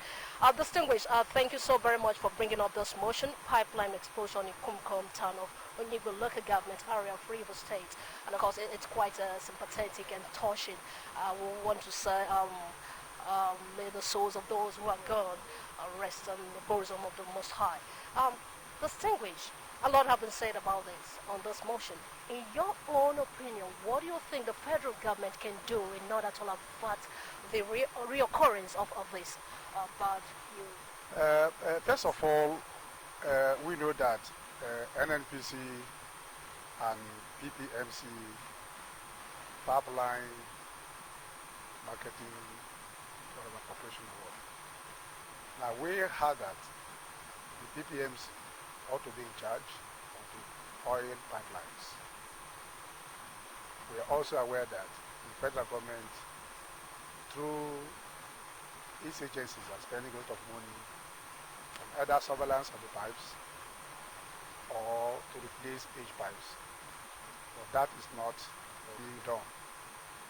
And then you will know that most of the pipes that went through the Interniger Delta areas and also to some other places had been laid for the past 50 years when oil was discovered. And we also know that the pressure of oil in the power when it is moving is very, very high. So any explosion comes with heavy fire. When the fire goes out and gets to either tree or nearby forest, it consumes as many area as possible. And in the course of that, people who are sleeping, people who are in their farm doing farm work, people who are doing their houses, and just determined the entrapped and they also get killed. So our take is that the federal government, as we have asked here, should put their eyes on it. While the exploitation and the exploitation activities are bringing huge benefit to all Nigerians, they should not allow it to be a cause on the host communities. Otherwise, what is benefiting you and you're happy with the work is not killing me and killing my people. I will be shouting and won't be happy. If they say maybe it is vandals, if it is vandals, then there are several security agencies that have been assigned to monitor the pipelines. I think we should improve on what we are doing to something higher. In advanced countries where we are also producing oil, they have advanced technology and equipment that are used to monitor the oil pipelines, such that if people are either tampering with the pipelines or filtering petroleum products, they will be able to know. But yet it's not so. All our things are just manual and mechanical. So I think that the federal government attention is drawn to actually look at what is happening in Niger Delta area with respect to explosion of pipelines. Distinguished, your people are always the victim of this occurrence. What compensation do you think should be accrued to them? I would not say what we accrue to them. People have died, villages have been razed down, communities have been razed down, properties worth of millions of naira have been destroyed. I think the Senate has set up an investigation committee to go. When the committee goes there, I'm sure by the time they come there, they're able to give some appropriate recommendation on what ought to be done. But we should know that there is no way you can pay for the life of a human being after your mistake has killed him. Let us have that in our mind. There is nothing, if it is a house that is destroyed, I believe we can say, okay, we are paying you more money to go and build another house. But if a man dies, we can also be a president or a governor or anything, when maybe a child when he grows up, and they say, you're compensating, how can they compensate him? So my take is not even monetary compensation now. My take is to be careful to take that